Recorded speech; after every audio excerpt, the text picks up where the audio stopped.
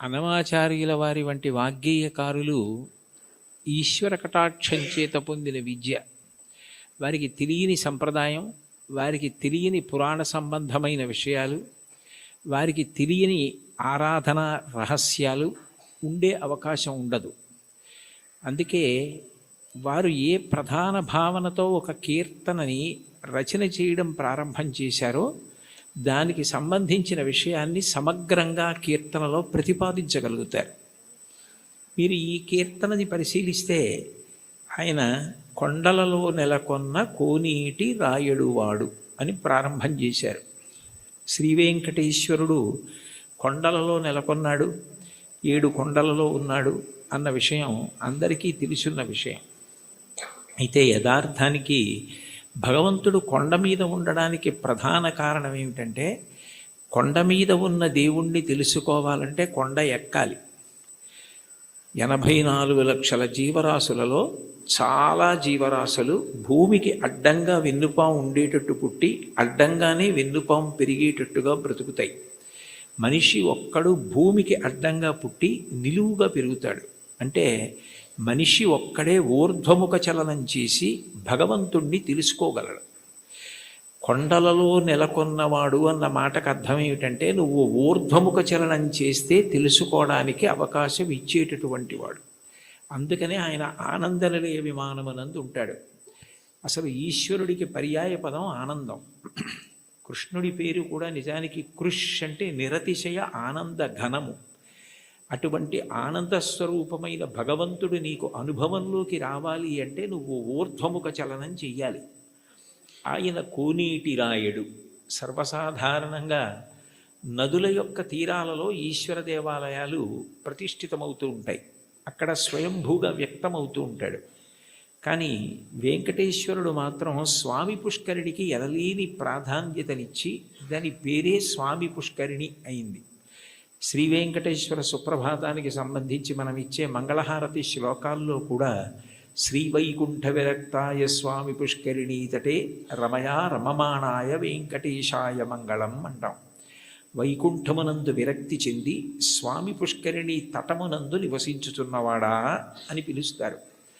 దీనికి సంబంధించి బ్రహ్మపురాణంలో ఒక విశేషం కనపడుతుంది. సరస్వతీ నది ఒకప్పుడు గంగానది కన్నా తాను గొప్పది కావాలి అని భగవంతుడిని ఉద్దేశించి తపస్సు చేసింది. మనకి శాస్త్రములను పరిశీలిస్తే దేనికైనా పరిష్కారం, ఏది సాధించాలన్నా దానికి సాధనము తపస్సు. అసలు ఈ సృష్టి ప్రారంభంలో భగవంతుడు వాడిన మొట్టమొదటి మాట తపస్సు అంత గొప్పది. అందుకని గంగానది కన్నా తాను గొప్పది కావాలని సరస్వతీ నది తపస్సు చేయడం మొదలుపెట్టింది. పులస్త్య బ్రహ్మ అక్కడికి వచ్చారు. పులస్త్య బ్రహ్మ వచ్చినప్పుడు సరస్వతీ నదికి అధిష్టాన దేవత ఉంటుంది. ఆవిడికే కాదు, ప్రతి నదికి అధిష్టాన దేవత ఉంటుంది. ఆ అధిష్టాన దేవత అనుగ్రహించినప్పుడు ఒక రూపంతో ప్రత్యక్షమై కనపడుతుంది. అందుకే భాగవతంలో పరీక్షిత్ ప్రాయోపవేశం చేసినప్పుడు అమ్మా అని పిలిచిన నరు పొమ్మ అని ముక్తికడకు బుత్తువట, కృపన్ లెమ్మా నీ రూపముతో రమ్మా నాకెదురంగ గంగ రమ్యతరంగా అంటాడు. కాశీఖండంలో శ్రీనాథుడు కూడా గంగ అధిష్టాన దేవత ప్రాణోత్క్రమణమవుతున్న వాళ్ళని వచ్చి ఎలా అనుగ్రహిస్తుందో చెప్తాడు. ప్రత్యక్షమై వచ్చి భాగీరథి గంగ మృదులహస్తము సాచి మేను నివురు అంటాడు. అటువంటి సరస్వతీ నదికి కూడా అధిష్టాన దేవత ఉంటుంది. ఆవిడ తపమాచరిస్తోంది గంగ కన్నా గొప్పది కావాలి అని. గంగానదికి ఒక ప్రాముఖ్యత ఉంది. ఆవిడ ఒక్కతే త్రిపథగా అంటే 3 లోకముల యందు ప్రవహిస్తుంది. ఆమె స్వర్గలోకంలో ప్రవహిస్తే మందాకిని, భూమి యందు ప్రవహిస్తే భాగీరథి, పాతాళమునందు ప్రవహిస్తే భోగవతి. 3 లోకముల యందు ప్రవహించేది త్రిమూర్తుల యొక్క స్పర్శ కలిగినది గంగానది ఒక్కటే. బ్రహ్మకమండలంలో ఆయన నిత్య వ్యాపారము చేసుకోవడానికి అంటే నిత్యకర్మ చేయడానికి ఉపయుక్తమవుతుంది. ఆదావాది పితామహస్య నియమ వ్యాపార పాత్రీ జలం అంటారు శంకరాచార్యులు వారు గంగాష్టకం చేస్తూ. ఆ తర్వాత బలిచక్రవర్తి వామనమూర్తికి 3 అడుగుల నేల దానం చేసినప్పుడు ఆ వామనమూర్తి భూమిని కొలిచి ఆకాశాన్నంతటినీ కొలిచేస్తూ పెరిగిపోయాడు. ఇంతంతైవటుడింతయై మరియుతానింతై అభోవీధిపై అంతైతో యదమండలగ్రమణ కల్లంతై ప్రభారాశిపై అంతై చంద్రునకంతయై ధ్రువినిపై అంతై మహర్వాటిపై అంతై సత్యపథోన్నతుండకుచు బ్రహ్మాండాంత సంవర్ధియ్యి అని. అలా పెరిగిపోతున్నప్పుడు ఆయన పాదం వస్తోంది. చూడండి, మీ పాదం మా ఇంట్లో పెట్టండి అంటారు. మీ పాదం మా ఇంట్లో పెట్టండి అంటే వాళ్ళ ఇంట్లో కూర్చుని పాదం జాపి వాళ్ళ ఇంట్లో పెడతాడా? కాదు. మీ పాదం మా ఇంట్లో పెట్టండి అంటే మీరు మా ఇంటికి రెండని. విష్ణుపాదం వస్తోంది అంటే విష్ణు వస్తున్నారని. విష్ణువెవరు? బ్రహ్మగారికి తండ్రి.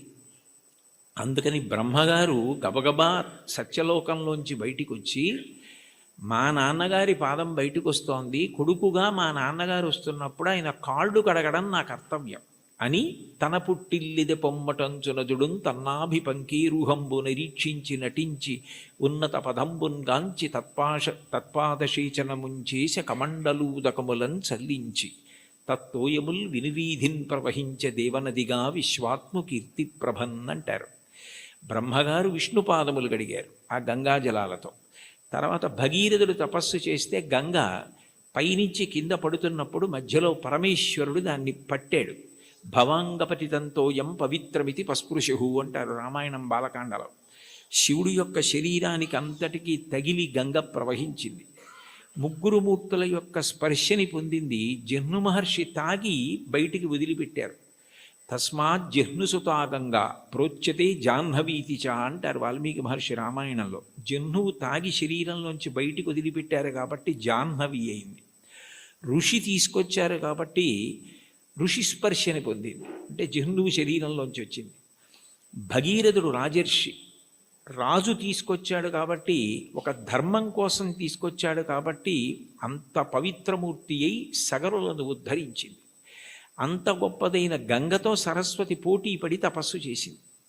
ఆ సమయంలో పులస్త్య బ్రహ్మ వచ్చారు. పులస్త్య బ్రహ్మ అంటే రావణ బ్రహ్మకి తాతగారు. రావణ బ్రహ్మ తండ్రి విశ్వవసో బ్రహ్మ, విశ్వవసో బ్రహ్మ తండ్రి పులస్త్య బ్రహ్మ. పులస్త్య బ్రహ్మ బ్రహ్మమానసపుత్రుడు, అంటే తిన్నగా బ్రహ్మగారి యొక్క మనసులోంచి ఆవిర్భవించినటువంటి వాడు. అంత గొప్పవాడైన పులస్త్య బ్రహ్మ వస్తే, సరస్వతీ నది తపస్సు చేస్తున్నాను కదా, ఇప్పుడు నేను లేవవలసిన అవసరం ఏముందని లేవలేదు, స్వాగతం పలకలేదు, అర్ఘ్యపాద్యాదులు ఇవ్వలేదు. ఎంత పూజలో ఉన్నా, ఎంత వ్రతంలో ఉన్నా, ఎంత గొప్ప కార్యం చేస్తున్నా మహాత్ములు వచ్చినప్పుడు లేచి నిలబడి అర్ఘ్యపాద్యాదులు ఇవ్వాలి.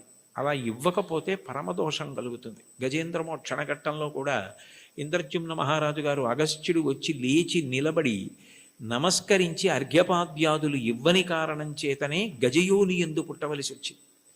ఒకనాడాంధ్రుపుడచ్యుతున్ మనములో నుహించుచున్ మౌనియై అకలంక స్థితియున్నచో కలచజుండచూటికిన్ వచ్చి లేవక పూజింపకయున్న మౌనికని నవ్యక్రోధుడై మూఢాలుబ్ధకిరీంద్రోత్తమ యోని పుట్టుమని శాపం విచ్చే భూవల్లభ అంటారు భాగవతం అష్టమ స్కంధంలో. మహాత్ములు వచ్చినప్పుడు వెంటనే లేచి నిలబడి నమస్కరించి అర్ఘ్యపాద్యాదులు ఇవ్వాలి.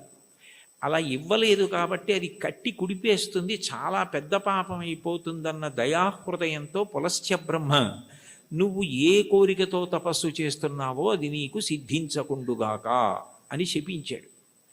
ఆమె చాలా కిన్నురాలైంది. ఇంత గొప్ప కోరికతో నేను తపస్సు చేస్తున్నాను, ఈయన నా కోరిక తీరకూడదని శపించాడు అని బాధపడి, ఈయన బ్రహ్మ యొక్క వంశంలో బ్రహ్మమానసపుత్రుడై వచ్చాడు. కొడుకు విశ్వవసో బ్రహ్మ. ఆ తర్వాత ఎంత గొప్పవాళ్ళు రావాలో ఈ వంశంలో.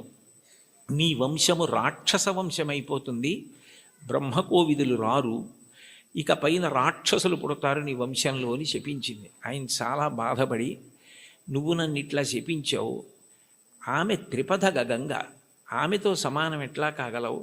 అందుకని నీ దోషము పోయేటట్టు, దాని వలన నీకు ఇబ్బంది రాకుండా ఉండేటట్టు నువ్వు ఎటూ గంగతో సమానం కావడం సాధ్యం కాదు కాబట్టి నేను దానినే శాపవాక్కుగా వదిలే. కానీ నువ్వు నా పట్ల చాలా క్రౌర్యంతో ప్రవర్తించి నా వంశమే రాక్షస వంశం అవ్వాలని శపించావు, శాపావకాశం ఇమ్మన్నాడు. అంటే సరస్వతీ నది అందరూ రాక్షసులైన ఒకడు మహాధర్మాత్ముడు నీ వంశంలో పుడతాడని అందుకే విభీషణుడు పుట్టాడు. తర్వాత సరస్వతీ నది మళ్ళీ తపస్సు చేస్తే నారాయణుడు ప్రత్యక్షమై, గంగతో సమానం నువ్వు కావడం సాధ్యం కాదు, ఆమె త్రిపథగా, అందుకని అట్లాంటి వరం ఇవ్వలేను, కానీ నేను నీకు ఒక ప్రత్యేకమైన వరం ఇస్తున్నాను. సృష్టిలో ఎక్కడా లేని ఒక గొప్ప పుష్కరిణివి నువ్వు అవుతావు. నీ యందు 3.5 కోట్ల తీర్థములు వచ్చి చేరుతాయి. తీర్థం అంటేనే ఋషుల యొక్క నియమాలు తపఫలాలు అందులో నిక్షేపింపబడి ఉంటాయి. అటువంటి 3.5 కోట్ల తీర్థములు నీ యందు ప్రవేశిస్తాయి. కలియుగంలో నేను శ్రీవేంకటేశ్వరుడు అన్న పేరుతో అవతరించినప్పుడు నీ పుష్కరిణి సమీపంలో అవతరిస్తాను. అవతరించినప్పుడు ఎందరో వచ్చి నీ యందు స్నానం చేసి కృతార్థులవుతారు. పుష్కరిణిలలో నీకన్నా గొప్పది ఇక ఉండదు. నువ్వే గొప్పదానివి అవుతావు. నీకంత గొప్ప వరం ఇస్తున్నానని వరం ఇచ్చాడు. అందుకని సరస్వతి నది పుష్కరిణిగా వచ్చింది. స్వామి పుష్కరిణిగా వస్తే శ్రీ వెంకటేశ్వరుడు సాక్షాత్ శ్రీమన్నారాయణుడు వెంకటేశ్వరుడిగా అవతరించాడు. కొండలలో నెలకొన్న కోనీటి రాయడు వాడు అంటే ఎప్పుడో తానిచ్చిన వరాన్ని నిజం చేయడానికి సరస్వతీ నదిని పుష్కరిణి చేసి ఆ పుష్కరిణి ఒడ్డున వెలిసినటువంటి దయామూర్తి. అందుకే స్వామి పుష్కరిణి స్నానం సద్గురోహో పాదసేవనం ఏకాదశి వ్రతం చాపి త్రయం అత్యంత దుర్లభం అంటారు. స్వామి పుష్కరిణి స్నానం అంత గొప్పది. అటువంటి పుష్కరిణి పక్కన వెలిసినవాడు కాబట్టి కొండలలో నెలకొన్న కోనీటి రాయడువాడు, కొండలంత వరములు కుప్పెడువాడు. ఆయన ఎప్పుడెప్పుడు అవతారం తీసుకున్న ధర్మ సంస్థాపన ప్రధానమైనటువంటి లక్షణం. యదా యదా హి ధర్మస్య గ్లానిర్భవతి భారత అభ్యుత్థానమధర్మస్య తదాత్మానం సృజామ్యహం. ఆ ధర్మరక్షణ కొరకు విశేషమైన రాక్షస సంహారం చేస్తాడు. కృష్ణ భగవానుడు కూడా కన్నులు తెరవని కడుచిన్ని పాపడై దానవి చనుబాలు త్రావి చంపే 3వ నెల నాడు ముద్దుల కుర్రడై కోపించి శకటంబు కూలత్రోసే ఏడాది కుర్రడై ఎగసి తృణావర్తు మెడపట్టుకొని చీరి బకునిచి చంపే అంటారు. అసలు కన్నులు తెరవడం మొదలు పెట్టనప్పటి నుంచి రాక్షస సంహారం చేశాడు కృష్ణుడు. రాముడు సరే సరి బండన భీముడాత్మజన బాంధవుడుజ్వల బాణతోణ కోదండ కళాప్రచండ భుజతాండవ కీర్తికి రామమూర్తికిన్ 2వ సాటి దైవమికలీడనుచున్ గడకట్టి భీరి కాడాండ డడాండ డాండ నిడదంబుల జండము నిండ మత్త వేదండము నిక్కి చాటెదను దాశరథి కరుణాపయోనిధి అంటారు గోపరాజు గారు. 14,000 మంది రాక్షసుల్ని ఖరదూషణాదుల్ని రాముడొక్కడే చంపాడు. మిగిలిన అవతారాలకి రామావతారానికి తేడా ఎక్కడంటే సర్వసాధారణంగా ఎంత అందగాడైనా ఎంత పుంసాం మోహన రూపాయ పుణ్య శ్లోకాయ మంగళం అయినా యుద్ధం చేసేటప్పుడు కాస్త కోపంగా ఉండి కళ్ళు ఎర్రపడతాయి. కానీ యుద్ధం చేస్తున్నప్పుడు రాముడు చాలా అందంగా ఉంటాడు. ఎప్పుడు బాణం తీస్తాడో ఎప్పుడు సంధిస్తాడో ఎప్పుడు విడిచిపెడతాడో తెలియదు. అందుకే మీరు రామాయణం జాగ్రత్తగా చదివితే అసలు ఎటువంటి రాముణ్ణి చూసి శూర్పణఖ మోహించిందంటే యుద్ధం చేస్తున్న రాముణ్ణి చూసి మోహించింది. అబ్బాయి ఎంత అందంగా యుద్ధం చేస్తున్నాడని. అంతటి అందగాడు రాముడు, అంతమందిని చంపినవాడు. కానీ శ్రీవేంకటేశ్వరుడు రాక్షస సంహారం జోలికి వెళ్ళలేదు. నందక ఖడ్గం ఆయన దగ్గర ఉన్న ఆయన క్షమాగుణంతో ప్రవర్తిస్తాడు. ఎన్ని తప్పులు చేసిన వారైనా ఆయన దగ్గర కైమోడ్చి నిలబెడితే క్షమించడమే ప్రధాన లక్షణంగా ఉండి పాపములకు ప్రాతినిధ్యంగా కేశఖండనం, కేశములను తీసి క్షమించి పంపిస్తాడు. అందుకే సృగ్భూషాంబరహీతీనాం సుషమావహమూర్తయే సర్వార్తిశమనాయాస్తు వెంకటేశాయ మంగళం దయామృత తరంగిణ్యాస్తరంగైరివ శీతలై అపాంగైస్సించతే విశ్వం వెంకటేశాయ మంగళం అంటారు. అంతటి దయామూర్తి. అటువంటి అవతారం ఇత పూర్వం రాలేదు. ఎన్ని పాపములున్నా సంహరించడం అన్నది చెయ్యడు. ఆ పాపరూపమైనట్టి ధనము కొండపైకి రప్పించి నిస్పృహుండనగుచు అంటాడు. తరిగొండ వెంగమాంబ గారు మహాతల్లి వెంకటాచల మాహాత్మ్యము అని కావ్యం చేసింది. అందులో పాపాన్ని ద్రవ్యం మీదకి ఆవాహన చేసి తెప్పించి హుండీలో వేయించి క్షమాభిక్ష పెట్టి ఆ ద్రవ్యాన్ని నిస్పృహుడై సామాజిక కార్యక్రమాలకు ఇచ్చేస్తుంటాడు. అటువంటి వెంకటేశ్వరుడు ఉన్నాడే, ఆయన ఈ అవతారంలో వరములను కుప్పించడమే ప్రధాన లక్ష్యంగా కలిగినవాడు. నాకున్న పెద్ద భయం ఏమిటంటే నాకు ఇటువంటివి చెప్పేటప్పుడు ఏ పల్లవి దగ్గరో గంట అయిపోతుంది. అందుకని నాకు చాలా భయం. ఒరే ఇంకా వెనక 3 కీర్తనలు ఉన్నాయి, ఒళ్ళు దగ్గర పెట్టుకో, తగ్గించు తగ్గించు తగ్గించు అని నాకు నేను పరాకు చెప్పుకుని మాట్లాడుతూ ఉంటాను. కాబట్టి కొండలలో నెలకొన్న కోనీటి రాయడువాడు కొండలంత వరములు గుప్పెడువాడు. అయితే ఈ మాట అన్నప్పుడు అన్నమాచార్యుల వారు ఆయన యొక్క అనుగ్రహ వైభవాన్ని 3 రకాలుగా ప్రతిపాదన చేశారు. ఆయన భక్తుల్ని అనుగ్రహించడం అన్నది ఏదో తపస్సు చేస్తే నీకేం వరం కావాలి అని అడిగి వాళ్ళకి ఆ వరం ఇవ్వడం కాదు. అసలు అవతల వారు అడగనటువంటి వరాలు, అవతల వారి యొక్క భక్తిని బట్టి ఎంత వశపడిపోతాడు అన్నదానికి పరమాద్భుతమైనటువంటి ఉదాహరణలు కొన్ని చెప్పారు. అందులో మొదటి చరణంలో కురువరతి నంబి, అంతే కదమ్మా, కుండలు చేసిన ఎట్టి కొండలు. ఇందులో మొట్టమొదట ఈ అక్కర్ల నాకు ఉదాహరణ చెప్తే చాలు. కుండలు చేసేటటువంటి కుమ్మరిదాసుడైన కురవరతి నంబి, కుండలు చేసేటటువంటి ఒక కుమ్మరి వృత్తిలో ఉన్నటువంటి వ్యక్తిని ఆయన ఎంత అనుగ్రహించారన్నది ఉదాహరణగా చెప్తున్నారు. తొండమాన్ చక్రవర్తి వెంకటేశ్వరుడికి ఆనందనిలయ విమాన నిర్మాణం చేసిన తర్వాత ప్రతిరోజు బంగారు తులసీ దళాలతో పూజ చేసేవాడు. అసలు వెంకటేశ్వర స్వామి ఈ లోకంలో ఆవిర్భవించినప్పుడు మొట్టమొదట చెప్పిన మాట, ఏకీన తులసి మాత్ర దళీనాపి నరోత్తమ పూజయేద్ భక్తిభావైన తంరక్షామితి మత్పణః. నాకు భక్తితో ఒక్క తులసి దళం ఇస్తే చాలు, అన్యథా నేను ఇంకేం కోరను. నేను కోరుకునేది నేను చెప్పినట్టు బ్రతకడం. ధర్మం అన్న మాటకు అర్థం ఏమిటంటే ఆయన చెప్పినట్టు బ్రతకడమే ధర్మం. దానికి ఫలితం ఏమిటంటే ఆయన సంతోషిస్తాడు. ఆయన సంతోషం కన్నా నాకు ఇంకేం అక్కర్లేదు. ఆయన సంతోషం కోసం నేను ధార్మికంగా బ్రతికితే నాకు చాలు అన్నవాడెవరో వాడు ధర్మాత్ముడు. అటువంటి ధార్మిక జీవనము ఎవరి ఎందున్నదో వారు ఆయన దగ్గరికి వచ్చారా, ఆయన కోరారా, ఇవన్నీ ఆయన చూడడం. దానికి ప్రబల ఉదాహరణ ఏమిటంటే తొండమాన్ చక్రవర్తి బంగారు తులసి దళాలు పూజ చేస్తే తీసేసి పాదాల మించి ఆ భీముడు అన్న ఆ కుమ్మరి ఆయన ప్రతిరోజు కొండలు చేయడం మొదలు పెట్టగానే అసలు దాన్ని వెంకటాచల మహాత్యంలో ఎంత గొప్పగా వర్ణిస్తారు.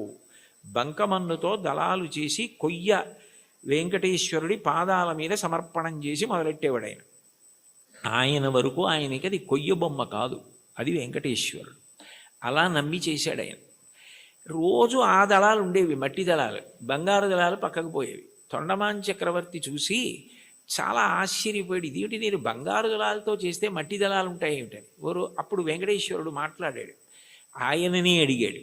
అడిగితే ఆయన అన్నాడు, ఇవన్నీ నాకు అక్కర్లేదు, ఈ పటాటోపం నాకెందుకు, ఆ బంగారం నేను సృష్టించింది, నేను ఇవ్వనిది నేను సృష్టించనిది ఎక్కడా ఉండదు. నాకు కావలసినది భక్తి, అది నిండుగా ఉన్నది భీముడి దగ్గర ఉంది. అందుకని నేను ఆయన మట్టితో చేసిన ఆ బంకమన్ను తులసి దళాలు తీసుకుంటూ ఉంటాను. ఆయన ఎక్కడ ఉంటాడు అంటే ఏదో కొంత దూరంలో ఉన్నాడంటే అక్కడికి వెళ్ళాడు తొండమాన్ చక్రవర్తి. ఆయన వెళ్ళేసరికి వెంకటేశ్వరుడు కూడా వచ్చాడు. ఆయన నాకేముంది నేనేం పెట్టగలను లేదు, తనకేముందో అది వెండి పళ్ళాలు బంగారు పళ్ళాల్లో పెట్టలేడు. కాబట్టి ఆయన చేస్తున్న కుండల్లో కొత్త కుండ పగలగొట్టి ఆ కుండ పెంకులో ఆయన తినే సంకటి పెట్టాడు. పరమప్రీతిగా తిన్నాడు వెంకటేశ్వరుడు. ఆయనకి ఏం కావాలి, ఆయనకి కావలసింది భక్తి. భక్తి కల్గు కూడు పట్టెడైనను చాలు, దళమైన పుష్పమైనను. చివరికి సలిలమైన బాయని భక్తిని కొలచిన జనులర్పించిన ఎలమిన్ రుచిరాన్నముగను ఏనుభుజింతున్నంటాడు కుచేలోపాఖ్యానంలో. భక్తితో పెట్టినది ఆయనకు కావాలి, అది ఆయన తిన్నాడు. తిని ఒక వరం ఇచ్చాడు. అసలు నిజానికి ఆ వరం ఆయన అడగలేదు భీముడు. ఆయన మీరు రండి నా దగ్గరికి అడగలేదు, ఆయనే వెళ్ళాడు. వెళ్ళి ఇక పైన నా అవతారం భూమి మీద ఉన్నంత కాలము కూడా నేను తీసుకునే మహానైవేద్యం కుండ పెంకులో ఉంటుంది. అందుకని ఓడు ప్రసాదం అని ఇప్పటికీ కూడా ఆనందనిలయ విమానం లోపల కొత్త కుండ పెంకులోనే ఆయనకి నైవేద్యం అవుతుంది అని అంటారు. అంటే అడగకుండానే అంత గొప్ప వరాన్నిచ్చి భీముణ్ణి భార్యని కూడా దివ్యమైన విమానం ఎక్కించి వైకుంఠానికి తీసుకెళ్ళాడు. బ్రహ్మాదులకు ఆయన మాట తప్ప ఆయన రూపు అసలు దర్శనం అవ్వదంటారు. అలాంటి వాళ్ళని తీసుకెళ్ళాడు. అంటే ఊహించని వరం. కొండలలో ఉన్నవాడు కొండలంత వరం ఇవ్వగలిగినవాడు, ఊహించలేని వరం ఇవ్వగలిగినవాడు. ఆయనను ఇది ఇవ్వండి అని కాకుండా భక్తితో ప్రేమతో ఆయనని పట్టుకోగలిగితే ఆయన ఏదిస్తాడన్న దాన్ని ఊహించడం కూడా నీకు సాధ్యం కాదు. రెండవ చరణంలో తిరుకచ్చినంబి గురించి చెప్తున్నారు. కాంచీపురంలో తిరుకచ్చినంబి అని బాగా స్వామివారికి ఆంతేవాసిత్వం చేసేవాడయ్య. ఎంత భక్తుడంటే ఇంచుమించు అర్జునుడిలా సఖ్యభక్తి గెలిపాడు ఆయన. ఉదయం బాలభోగం అంటారు కదా, ప్రాతకాల నైవేద్యం అయిపోయిన తర్వాత అందరు వెళ్ళిపోయేవారు. వరదరాజస్వామి కాంచీపురంలోని ఉండబోయ్ అని తిరుకొచ్చినంబిని కూర్చోబెట్టుకుని లౌకిక విషయాల దగ్గర మొదలుపెట్టేవారు. కాంచీపురంలో ఆ వీధిలో ఆ ఇంట్లో ఏం జరిగింది, ఇక్కడ ఏం జరిగింది, ఖాళీ ఉన్నప్పుడు మనం ఎలా మాట్లాడుకుంటామో అలా మాట్లాడుకోవడం మొదలుపెట్టి తర్వాత శాస్త్ర చర్చ, వేదాంత ప్రవచనం ఇవన్నీ చేస్తూ ఉండేవారు. ఇద్దరు మాట్లాడుకుంటూ ఉండేవారు. మహానైవేద్యం వరకు ఉండి ఆయన అలా పడుకుంటే ఈయన విసినికర్ర పెట్టి విసురుతూ ఉండేవాడు. ఎప్పుడు చూడండి కంచి గరుడ సేవ అంటారు, అలా ఆయనకి ఎప్పుడు విసినికర్ర పట్టి విసురుతూ ఆయనతో మాట్లాడుతుండేవాడు. మహానైవేద్యం తర్వాత నేను కాసేపు విశ్రాంతి తీసుకుంటానంటే ఆయన పాపం ఇంటికి వెళ్ళిపోయేవాడు. తిరిగొచ్చినప్పుడు వెళ్ళిపోయి భోజనం చేసి మళ్ళీ సాయంకాలం స్వామివారి ఆరాధన ప్రారంభానికి వచ్చి మళ్ళీ విసురుతూ ఉండేవాడు ఏకాంత సేవ వరకు. అలా చాలా కాలం గడిచిపోయింది. వీళ్ళిద్దరూ మాట్లాడుకుంటారన్న విషయం కూడా లోకంలో ప్రచారం అయిపోయింది. ఒక రోజున మధ్యాహ్న కాలం ఇంకా దగ్గర పడిపోతుంది, ఇంకా మహానైవేద్యానికి వచ్చేస్తారు. నేను వెళ్ళి మళ్ళీ సాయంకాలం వస్తాను స్వామి అని చెప్పి ఈ తిరుకచ్చినంబి గుడిలోంచి బయటకు వస్తున్నాడు. బ్రహ్మాండమైన వర్షం. ఎలా వెళ్ళాలి? వెళ్ళడం ఆలస్యం అయితే రావడం ఆలస్యం అవుతుంది. రావడం ఆలస్యం అయితే స్వామివారికి విసినికర్ర పెట్టి విసరద్దు, ఎట్లా సేవ ఆలస్యం అయిపోతుంది, ఇంత వర్షం పడుతోంది, ఎలా వెళ్ళడం అని ఆలోచిస్తున్నాడు. ఎవరో ఒక వృద్ధ వైష్ణవుడు ఒక ఆయన వచ్చి, స్వామివారు పంపించారు, మీరు గబగబా ఇంటికి వెళ్ళాలట కదా, నేను గొడుగు పడతాను రండి అని చెప్పి గొడుగు పట్టాడు. ఆ గొడుగులో తిరుకచ్చినంబి ఇంటికి వెళ్ళాడు. మీరు భోజనం చేసి రండి, నేను ఇక్కడే ఉంటాను, సాయంకాలం వాన తగ్గకపోతే మళ్ళీ గొడుగులో తీసుకెళ్తానన్నాడు. అని సాయంకాలం మళ్ళీ గొడుగులో ఆయన్ని తీసుకొస్తున్నాడు. తిరుకచ్చినంబిని కొంచెం ఆలస్యమైంది వర్షం వల్ల. ఈలోగా సాయంకాలం సేవ కోసం అర్చకులు వరదరాజస్వామి గుడి తీసి తలుపులు తీశారు. తలుపులు తీస్తే లోపల స్వామివారు లేరు. వాళ్ళు కంగారు పడిపోయి తిరుకచ్చినంబితో మాట్లాడుతూ ఉంటాడు కదా, ఏం దోషం జరిగిందో చూద్దాం ఆయనకి తెలుస్తుందని ఆయన కోసం వెతికారు. ఆయన లేరు. ఆయన కొంచెం ఆలస్యంగా వచ్చారు.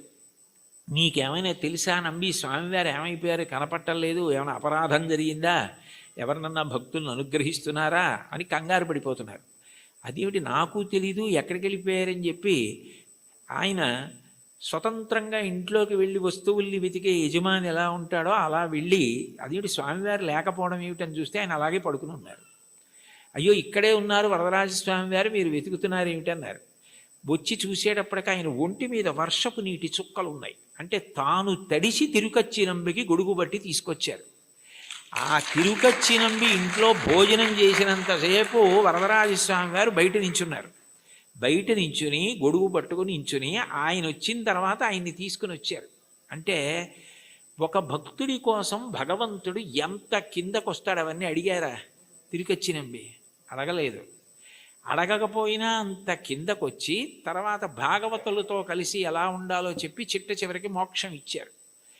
ఆ తిరుకచ్చినంబిని అనుగ్రహించినటువంటి వరదరాజు వెంకటేశ్వరుడి కన్నా భిన్నుడు కాడు, ఒకటే. అదే అనేక కీర్తనల్లో ప్రతిపాదిస్తారు ఆ రాముడే వెంకటేశ్వరుడు అని. అటువంటి తిరుకచ్చినంబిని ఊహకందని రీతిలో అనుగ్రహించవే. ఎవరైనా వరం అడిగితే ఏం అడుగుతాడు? ఏదో జ్ఞానం ఇమ్మంటాడు, లేకపోతే భక్తి ఇమ్మంటాడు, డబ్బు ఇమ్మంటాడు, ఏదో వృద్ధిని అడుగుతాడు. వాళ్ళు అసలు ఏమీ అడగలేదు. వాళ్ళ ఊహకి కూడా అందనివి నువ్వు చేసి పెట్టావు. వాళ్ళకి చరిత్రలో వాళ్ళు నిలబడిపోవడానికి కారణం నీ అనుగ్రహమా, వాళ్ళు అడగడమా? అంటే నీ అనుగ్రహం. అంత అనుగ్రహం దేనికి చేశావు? విసినికర్ర పెట్టి విసిరితే చేశాడు అనగలరా మీరు? కాదు. ఆ ప్రేమ, అంత ప్రేమ. ఆ ప్రేమ చివరికి ఏమైపోయిందంటే లౌకిక సంభాషణ నుంచి శాస్త్ర చర్చ వరకు వెళ్ళి తిరుకచ్చినంబి ఇంటికి గొడుగులో తీసుకెళ్ళి గొడుగట్టు వీధిలో నుంచి మళ్ళీ తీసుకొచ్చి వర్షం తాను మీద పడేటట్టు చేసుకున్న ఇంతగా లొంగిపోయి దిగొచ్చి అనుగ్రహించినటువంటి ఓ స్వామి, నీ దయకి హద్దు ఎక్కడుంది? అంటే వెంకటేశ్వరుడు అనుగ్రహించే తీరు అట్లా ఉంటుంది. మామూలుగా ఏదో కొడుకునిచ్చాడు, కూతుర్నిచ్చాడు, పెళ్లి చేయించాడు, ఉద్యోగం ఇచ్చాడు, ఇవి కాదు. కొండలంత వరములు ఇచ్చేటటువంటి వాడు. అది చెప్పడానికి ఎంతంత గొప్ప ఉదాహరణలు తీసుకున్నారు. అంత దిగొచ్చినటువంటి ఉదాహరణ ఇంకొకటి చెప్పారు. అందులో ఇప్పటికీ కూడా మీరు వెంకటేశ్వర స్వామి వారు ఊరిరిగింపుగా వెళుతూ ఉంటారు ప్రదక్షిణ వీధుల్లో. ఆ వెళ్తున్నప్పుడు ఆ స్వామివారికి ఊంజల్ సేవ జరిగిన ప్రాంతం నుంచి తిన్నగా వెళ్ళిపోయినప్పుడు మలుపు తిరుగుతారు, అది వరాహస్వామి గుడి వైపుకి. ఆ మూల చూస్తే ఎడం పక్కకి వెడితే ఇప్పటికీ కూడా అనంతాళ్వార్ చెరువు అని ఉంటుంది. అనంతాళ్వార్ ట్యాంక్, ఏటీసీ కాటేజెస్ అంటారు. అంటే అనంతాళ్వార్ ట్యాంక్ కాటేజెస్ యథార్థానికి అవి. ఆయన ఒకప్పుడు వెంకటేశ్వర స్వామి వారికి పుష్పకైంకర్యం చెయ్యాలి, తగినన్ని పూలు లేవు కొండ మీదని భార్యతో వచ్చి చెరువు తవ్వుతున్నారు. నీరు ఉంటే కదా మొక్కలు పెంచడం అని. ఆ చెరువు తవ్వుతుంటే భార్య గర్భిణి. ఆమె నెల నెలకి నిండు గర్భిణి అయి పాపం ఈయన తవ్వుతుంటే ఆ మట్టి అట్టుకుని పట్టుకెళ్ళి దూరంగా పోసి మళ్ళీ తట్ట తెస్తుంటే చూడలేక వెంకటేశ్వర స్వామి ఓ 12 ఏళ్ల పిల్లాడి రూపంలో వచ్చి, అమ్మ నేను పట్టుకెడతానులేండి మట్టి తట్ట, మీరు నించోండని గబగబా పట్టుకెళ్ళి మట్టి పోసేసి మళ్ళీ ఖాళీ తట్ట అట్టుకొచ్చేస్తున్నారు.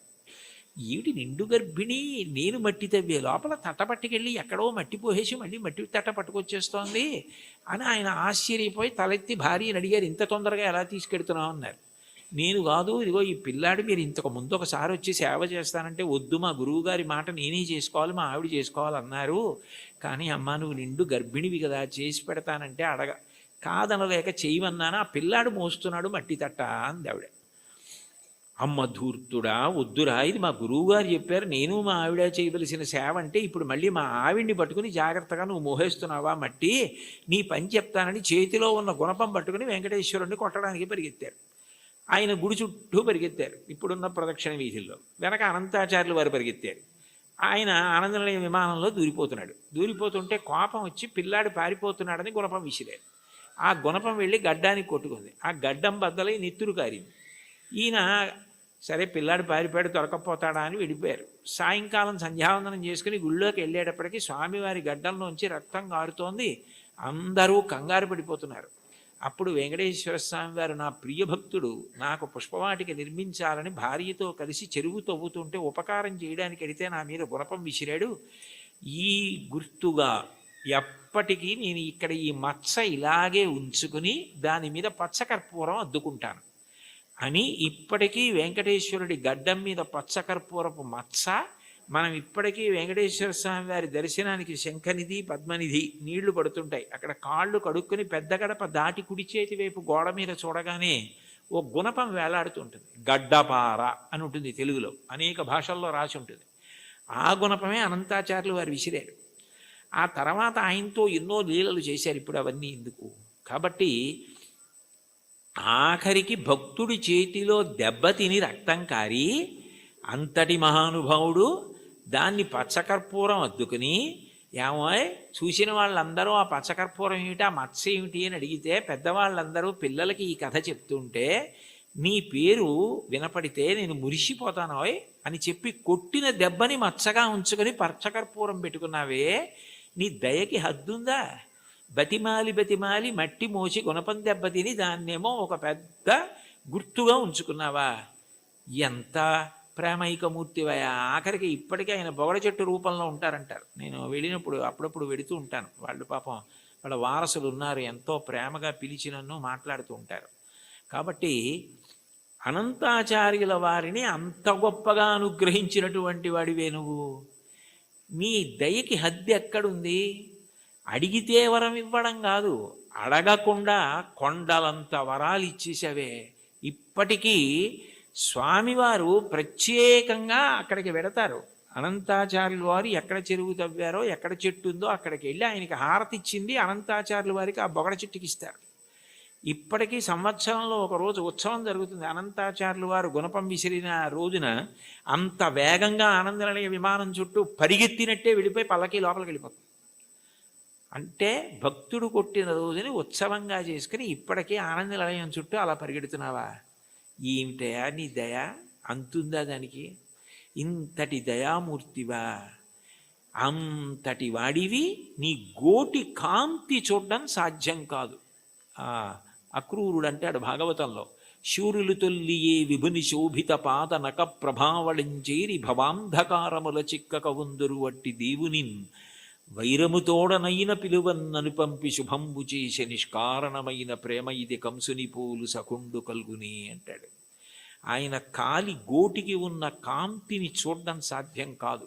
తపస్సు చేసి యుగాలు చేసిన అటువంటి వాడు కలియుగంలో ఆపాదమస్తకం చూడ్డానికి వీలుగా నకృతం దైవసంఘైశ్చ నకృతం విశ్వకర్మణ స్వేచ్ఛయా క్రీడతే తత్ర ఇచ్ఛారూపం విరాజిత అంటారు వ్యాసుల వారు.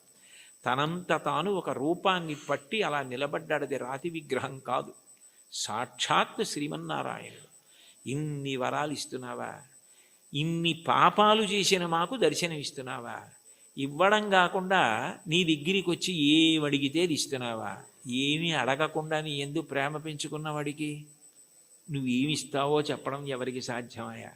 కొండలలో ఉన్నవాడివి కొండలంత వరాలు ఇస్తున్నావు. ఒక సాధకుడు, ఒక సేవకుడు, సేవ అన్న మాటకు అర్థం ఏమిటంటే ఏదో కాసేపు ఆయనకి ధూపం వేయడము, ఆయనకి దీపం చూపించడము అని కాదు దాని అర్థం. ఎప్పుడైనా శ్రీకాంతు భజించు సేవకులకు, భజించు అన్న మాటకు అర్థం మనస్సుతో ఒక సంగమును పొంది ఉండడం. భజించడం అంటే ఆయన్ని పొగుడుతూ ఉండడం, స్మరిస్తూ ఉండడం. ఏది చేస్తున్నా కూడా భగవంతుడే స్మరణలోకి వస్తాడు. ఏది చేస్తున్నా భగవంతుడు స్మరణలోకి వస్తే రెండు ప్రయోజనములు సిద్ధిస్తాయి. ఒకటి, మీరు ధర్మమును విడిచిపెట్టలేరు. రెండు, అధర్మమును ఆచరించలేరు. కారణం, శంకరాచార్యులు వారు సౌందర్యలహరి చేస్తూ ఒక శ్లోకం చెప్తారు. అందులో అంటారు, మనిషి అనేక మాటలు మాట్లాడుతూ ఉంటాడు. ఈ మాట మాట్లాడడానికి అసలు 84 లక్షల జీవరాశులలో మాట్లాడే అదృష్టం పొందడానికి కంఠంలో స్వరపీఠిక మనిషికి పెట్టినవాడెవరు? భగవంతుడు పెట్టాడు. పెట్టినప్పుడు నేను ఏదైనా మాట మాట్లాడే ముందు నాకు భగవంతుడు ఈ స్వరపేటిక పెట్టి మాట్లాడే అవకాశం ఇచ్చాడు. ఎప్పుడో అప్పుడు ఈ శరీరం పతనం అయిపోతుంది. ఇవాళో రేపో 10 ఏళ్ల తర్వాతో 20 ఏళ్ల తర్వాతో శరీరం పడిపోకుండా ఉండదు. జాతస్య హి ధ్రువో మృత్యువు ధ్రువం జన్మమృతస్య చ. శరీరం పడిపోవాలి. పడిపోయినప్పుడు ఈశ్వరుడు ఒక ప్రశ్న వేస్తాడు, అన్ని ప్రాణులలో నువ్వు ఉత్కృష్ట ప్రాణివయ్యావు. కారణం, రెండిటిని ఇచ్చాను. ఒకటి బుద్ధి, రెండు మాట. ఈ మాటని నువ్వు ఎంత బాగా ఉపయోగించావు అని అడుగుతాడు. మాట బాగా ఉపయోగపడాలన్నా, ఏది చేస్తున్నా చేత నిగ్రహింపబడాలన్నా అది ఇచ్చినవాడు జ్ఞాపకానికి వస్తూ ఉండాలి. ఆ ఇచ్చినవాడు జ్ఞాపకానికి వస్తున్నాడు అనుకోండి, నాకు మాట ఇచ్చినవాడు భగవంతుడి, నేను ఆయనకి జవాబుదారి అని నాకు అనిపించింది అనుకోండి, పిచ్చి పిచ్చి మాటలు మాట్లాడే అవకాశం ఉండదు. అర్థం లేని ప్రశ్నలు వేసే అవకాశం ఉండదు. ఏదైనా మాట మాట్లాడేటప్పుడు మాట మాట్లాడడం ఎంత జాగ్రత్తగా మాట్లాడాలి, ఎంత సామాజిక ప్రయోజనము కొరకు మాట్లాడాలి. మాట అగ్నిహోత్రంతో వర్ణిస్తుంది వేదం. అగ్ని దాహకత్వం కాల్చేస్తుంది ఏ వస్తువునైనా. మాట అజ్ఞానాన్ని కాల్చేస్తుంది, తెలియనితనాన్ని కాల్చేసేది మాట. ఒకరి దగ్గర మనం తెలియనిది విన్నామనుకోండి, తెలియనితనం పోతోంది.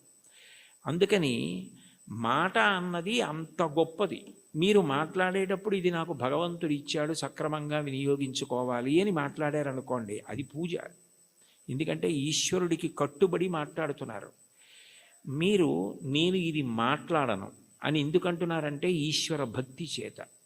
అప్పుడు మీరు ఏది చేస్తున్నా కూడా అది జపో జల్ప శిల్పం సకలమపి ముద్రా విరచన గతి ప్రాదక్షిణ్యా క్రమణమశన ద్యాహుతి విధి ప్రణామ సంవేశ సుఖమఖిలమాత్మార్పణ దృశా సపర్యాయ స్తవ భవతు ఎన్మే విలసితం అంటారు శంకరాచార్యులు వారు.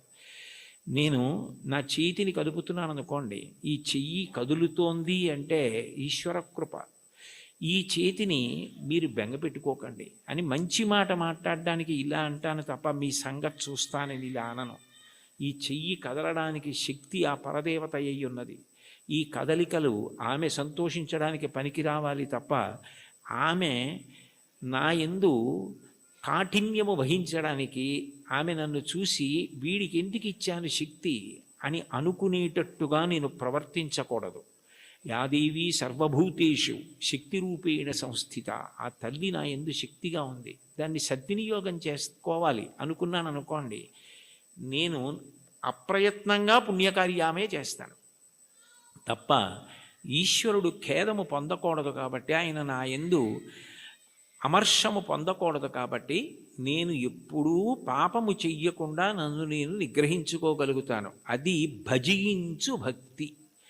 ఆ స్మరణ ప్రహ్లాదుడిది. పానీయంబులు త్రావుచున్ కుడుచుచున్ భాషించుచున్ హాసలీలా నిద్రాదులు చేయుచున్ తిరుగుచున్ లక్షించుచున్ సంతత శ్రీనారాయణ పాదపద్మ యుగళీ చింతామృతాస్వాద సంధానుండై మరచన్ సురారిసుతుడే తద్విశ్వమున్ భూవరా.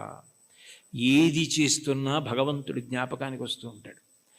ఆయనది మహోపకారం. ఆకలేసిందనుకోండి, ఊళ్ళో అన్నీ తెలుసుకుంటున్నాను కానీ నాలో పదార్థం అయిపోయిందని నాకు తెలియదు.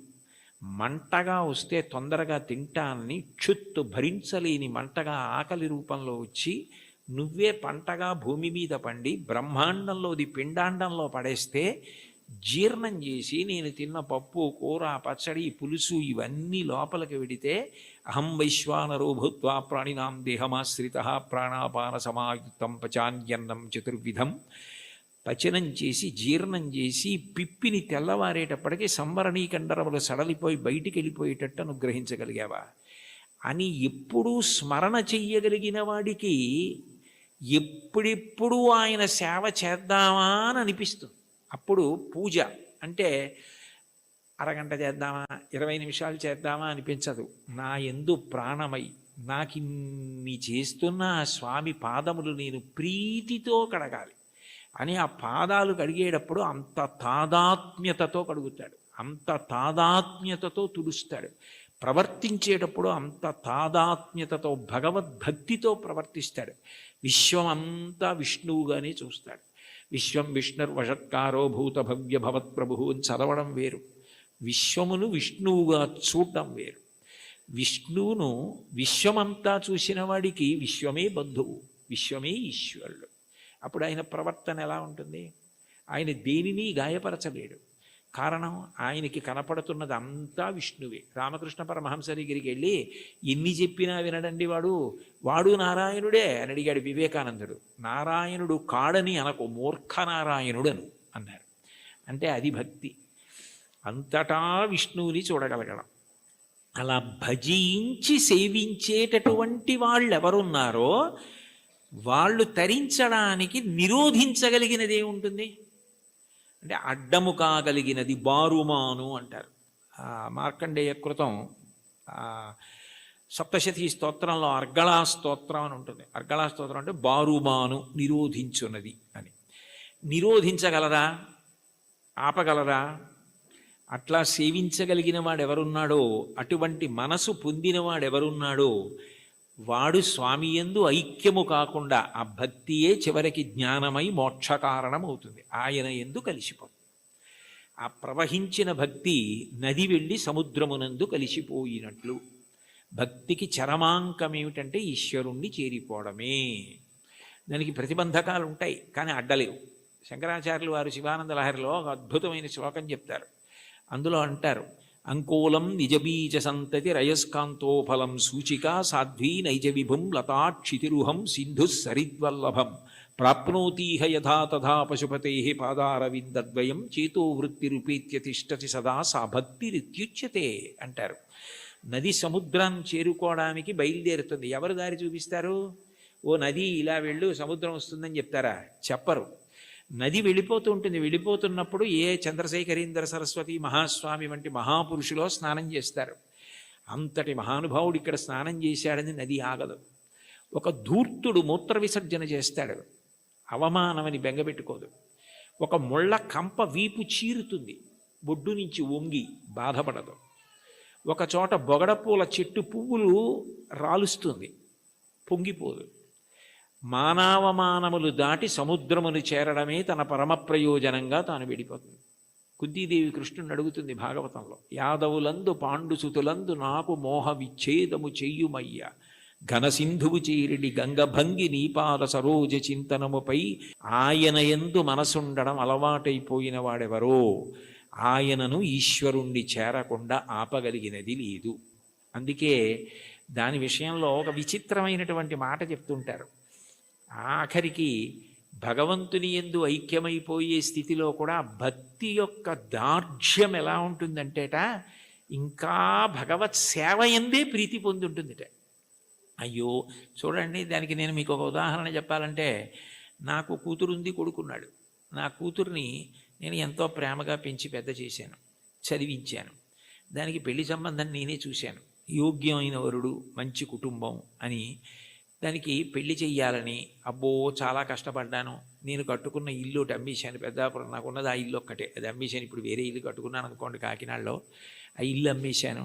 ఆ డబ్బు పెట్టి ఎంతో బాగా పెళ్లి చెయ్యాలని ఎంతో తాపత్రయపడి దానికి నిజంగా అంత బాగా పెళ్లి చేసి కన్యాదానం చేసేసి ఇంటికొచ్చి బావురుమని ఇచ్చాను పూజామందిరంలో. అయ్యో నా కూతురు వెళ్ళిపోతోంది అత్తారింటికని.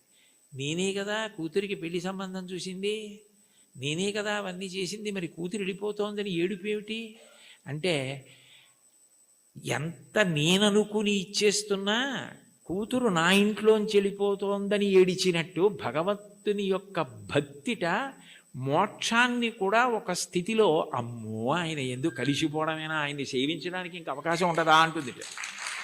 భక్తి యొక్క దార్ఢ్యం అలా ఉంటుంది. దానికి సుప్రభాతంలో ఒక విచిత్రమైన శ్లోకం ఉంటుంది, నేను ఇప్పుడు చదువుతుంటాను. అందులో ఆ శ్లోకంలో ఒక మాట అంటారు. అందులో స్వామివారిని స్వర్గాపవర్గ నిరపేక్ష నిజాంతరంగా కల్పాగమా కలనయా కులతాం లభంతే శ్రీవేంకటాచలపతే తవ సుప్రభాతం అంటారు. స్వర్గాపవర్గ నిరపేక్ష నిజాంతరంగా తద్గోపురాగ్రశిఖరాణి నిరీక్షమాణా. స్వర్గము అపవర్గము, ఉత్తమలోక ప్రాప్తి, మోక్షము ఏమిస్తున్నా కూడాట వెళ్ళిపోతూ వెళ్ళిపోతూ ఆనందనిలయ విమానం చూసి అవన్నీ మాకు వద్దు ఇక్కడ ఉంటామంటారు. అంటే భక్తి యొక్క తాత్పర్యం అలా ఉంటుంది.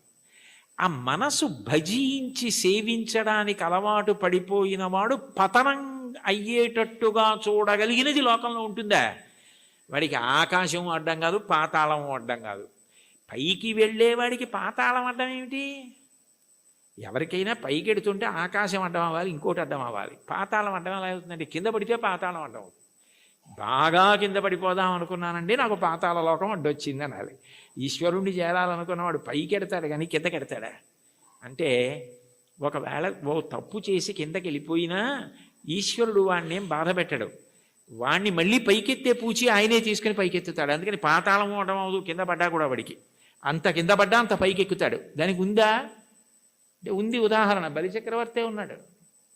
అంత ఇంద్రుణ్ణి గెలుద్దామనుకున్నవాడు గెలవలేక గురువుగారిని శుక్రాచార్యుల వారిని పట్టుకుని విశ్వజిత్ యాగం చేసి అగ్నిహోత్రంలోంచి బంగారు రథం, గుర్రాలు, గొప్ప గొడుగు, అక్షయబాణ తూణీరాలు, ధనస్సు అన్నీ పొంది ఇంద్రుణ్ణి ఓడించి అంత గొప్పవాడైతే ఇంద్రుడు బృహస్పతి దగ్గరికి వెళ్ళాడు. ఆయన గురువుగారు శుక్రాచార్యుల వారిని ఆశ్రయించాడు. నేను మా గురువుగారు మీ దగ్గరికి వచ్చాను, నేను ఎలా ఓడించాలి బలిచక్రవర్తిని అని అడిగాడు. నేనా శుక్రుడా వదిలేయి, గురువుల అనుగ్రహం పొందిన వాణ్ణి పాడు చెయ్యగలిగిన వాడు ఉండడు. బలమునవానికి వృద్ధి వచ్చే గురువుగారి మాటల వల్ల వృద్ధిలోకి వచ్చాడు. వారి పాటింపకిక మీద వాడి చెడును. ఒకనాడు గురువుగారి మాట వినడవు, అప్పుడు పాడైపోతాడు. అప్పటి వరకు నువ్వు ఎదురు చూడంతే. గురువుగారి మాట వినకుండా ఎప్పుడు ఉంటాడో అప్పటి వరకు ఎదురు చూస్తూ ఉండన్నాడు. గురువుగారి మాట వినకుండా చేయగలిగిన వాడెవరు? ఆ తెలివితేటలు ఒక్క విష్ణువే. అందుకే ఆయన వామనమూర్తిగా వచ్చాడు. వచ్చి 3 అడుగులు చాలన్నాడు. 3 అడుగులు ఏమిట్రా బాబు, నేను మహారాజుని, నువ్వు ఏమైనా అడుగు, గొడుగు, ఆఖరికి నీకు నేను ఏవైనా పెద్ద పెద్దవి ఇస్తాను తప్ప ఇది ఎక్కడి ప్రారంధం, నువ్వేమో 3 అడుగుల నేల ఇమ్మంటా ఏమిటి? 3 అడుగుల నేల అడక్కు, ఇంకేమన్నా అడుగు, ఇంకేమన్నా అడిగని పాపం ఎన్ని అడిగాడు. వరచలములో, మాడలో, ఫలములో, వన్యంబులో, గోవులో, హరులో, రత్నములో, రథములో, విభృష్ణాన్నమో, కన్యలో, కరులో, కాంచనమో, నికేతనములో, భూములో, ధరణీఖండమో కాక ఏమడిగేదో ధాత్రి సురేంద్రోత్తమ, ఏం కావాలో అడుగన్నాడు. అబ్బెబ్బే ఒంటివాడ నాకు 1-2 అడుగుల మేరయుమ్ము సొమ్ము మేరయొల్ల కోర్కె తీర బ్రహ్మ కూకటి ముట్టెద దానకుతుక సాంద్ర దానవేంద్ర, నేను ఒంటివాణ్ణి, నాకు 1-2 3 అడుగులు అన్నాడు. 2 అడుగులతో భూమి ఆకాశాలు కొలిచి 1 అడుగు బలిచక్రవర్తి తల మీద పెడతాడు. 1-2 అన్నాడు, 3 అడుగులు అనలేదు. ఇమ్మన్నాడు. ఇస్తానన్నాడు. ఇస్తానంటే శుక్రాచార్యులు వారు పరిగెత్తుకొచ్చారు. ఒరే నాయన, వచ్చినవాడు విష్ణువురా, ఇవ్వకు పాడైపోతామన్నారు. విష్ణువు అయితే మాత్రం నాకు పట్టిన గొప్పతనం ఎవరికి పట్టింది? ఆదిన్ శ్రీసతి కొప్పుపై తనువుపై అంశోత్తరీయంబుపై పాదాబ్జంబులపై కపోలతటిపై పాలిండ్లపై నూత్న మర్యాదంచెందు కరంబు క్రిందగుట ఆపైనా కరంబుంటమేల్ కాదే రజ్యము గిజ్జమున్ సతతమే కాయంబు నా పాయమే.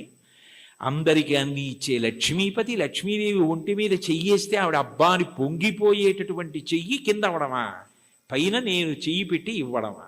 ఇది చాలు, పోతే పోని అన్నాడు. గురువుగారి మాట తిరస్కరించాడు. పోయింది రాజ్యం అంతా. 3వ అడుగు ఎక్కన పెట్టనన్నాడు. నా సునృతంబుగా నినుడువదు నా జిహ్వ బొంకజాల నాకు బొంకు లేదు, నీ తృతీయ పదము నిజము నా శిరమున నెలవు చేసి పెట్టు ఈశ్వర అన్నాడు. నేను అబద్ధం అన్నాయా? 3వ అడుగు ఇక్కడ పెట్టేయన్నాడు. పాతాళానికి తొక్కేశాడు. అంటే పడిపోయాడా? ఏదైనా పోగొట్టుకున్నాడు, కానీ మాట తప్పకుండా భక్తితో అలాగే నిలబడ్డాడు. ఆ భక్తికి ఆయన ఏం చేశాడు? తాత్కాలికంగా నువ్వు అలా ఉంటావు, కానీ సావర్ణి మనువు వేళకు దేవేంద్రుండకు నితడు దేవతలకు దుర్భాసితమకు నాచోటికి రావింతును అందు మీద రక్షింతు దయన్. నేను సావర్ణి మనువు వేళకి ఇతన్ని నేను దేవేంద్రుణ్ణి చేస్తాను. అప్పుడు ఎవరు ఇతన్ని ఏం చేయరు. ఇతను పాతాళంలో ఉన్నా నా సుదర్శన చక్రం కాపాడుతుంది, రోగాలుండవు. ఇతన్ని ఎవ్వరూ ధిక్కరించడానికి వీల్లేదు. ఇతను దేవేంద్ర పదవి అయిపోయిన తర్వాత చూడ్డానికి కూడా వీలు కాని వైకుంఠానికి ఇతన్ని పిలిపించి నా యందు ఐక్యం చేసుకుంటానని వరం ఇచ్చాడు. పాతాళానికి పోతే మాత్రం ఏమైనా అడ్డమైందా? మళ్ళీ ఎగిరి ఎంత దూరం వెళ్ళాడు, ఏ స్థాయికి వెళ్ళాడు? భగవంతుని యందు భక్తి నిలబడినది నిజమైతే నిన్ను అడ్డగలిగినది లేదు. అటువంటి వాడికి కైలాసమే కనపడినా, బ్రహ్మలోకమే కనపడినా, త్రోవలో వెళ్ళిపోతున్నప్పుడు ఒక వ్యక్తి దాహం తీర్చుకోవడానికి ఆగి ఒక్కసారి చలివేంద్రంలో నీళ్లు తాగి వెళ్ళిపోయినట్టు ఆగి చూసి వెళ్ళిపోయే లోకాలే తప్ప, అబ్బాయి ఇవి బాగున్నాయని వాడు ఆగిపోడు. అవే బ్రహ్మలోకం. కైలాసాదులు కూడా ఆయనకి త్రోవలోకి వచ్చినా, అమరావతి వచ్చినా, స్వర్గమే వచ్చినా ఆయన ఆగడం. ఎందుకంటే ఆయన దృష్టి అంతా ఎప్పుడూ భగవంతుని యందు రమిస్తూ ఉంటుంది, ఆయన ఎందే కలుస్తాడు. దానికి కావలసినది సద్గురు బోధ అంటారు. చెప్పకుండా చెప్పడం, అన్యాపదేశోపదేశము అని పైకి చెప్పకుండా చెప్పడం. నేర్చుకోవలసినది ఏమిటంటే ఎప్పుడూ భగవంతుణ్ణి స్మరించగలిగినటువంటి మనసుని నీలో నువ్వే పెంపొందించుకో. ఉద్ధరేణ ఆత్మనాత్మానం ఆత్మానవసాదయేత్ ఆత్మైవ ఆత్మనా బంధు ఆత్మైవ రిపురాత్మన. నిన్ను నువ్వు ఉద్ధరించుకోవాలి. నీకు ఆకలిస్తే నువ్వు అన్నం తినాలి, నీకు నిద్ర వస్తే నువ్వు నిద్రపోవాలి. నిన్ను నువ్వు ఉద్ధరించుకోవాలి. నీకు నువ్వే మిత్రుడు, నీకు నువ్వే శత్రువు. నీ మనసు లౌకిక విషయముల యందు మాత్రమే అనురక్తమైతే నిన్ను బాగు చేయగలిగిన వాడు ఎవ్వరూ ఉండడు. నీ మనసు భగవంతుని యందు రమించడం అలవాటైతే నిన్ను ఎవ్వరూ ఉద్ధరించక్కర్లేదు. అది నీ అంత నువ్వుగా ఆ భక్తికి ముహూర్తాలు ఉండవు. వచ్చే ఏకాదశి నుంచి భక్తిగా ఉంటానండి అంటే అదేమైనా శంకుస్థాపన, గృహప్రవేశమా? భక్తిగా ఉండడం అన్నది మనసులో భగవంతుని యొక్క చింతన చేత వస్తుంది. ఎంతటి మహోపకారి అన్న భావన అది కలిగితే ఆయన ఆరాధన యందు లౌల్యము కలుగుతుంది. ఎప్పుడెప్పుడు ఆరాధిస్తానా, ఎప్పుడు కాళ్ళు కడుగుతానా, ఎప్పుడు అర్ఘ్యం ఇస్తానా, ఎప్పుడు ఆచమనీయం ఇస్తానా అని మనసు కొట్టుకుపోతుంది. అర్చాలౌల్యా సంతతం చంద్రమౌళే పౌనఃపుణ్యం విష్ణునాంనాంచ పాఠ ఏకం చాసౌ బోధతే దేవతానాం అంటారు మహాస్వామి వారి గురించి. అటువంటి స్థితి కలుగుతుంది.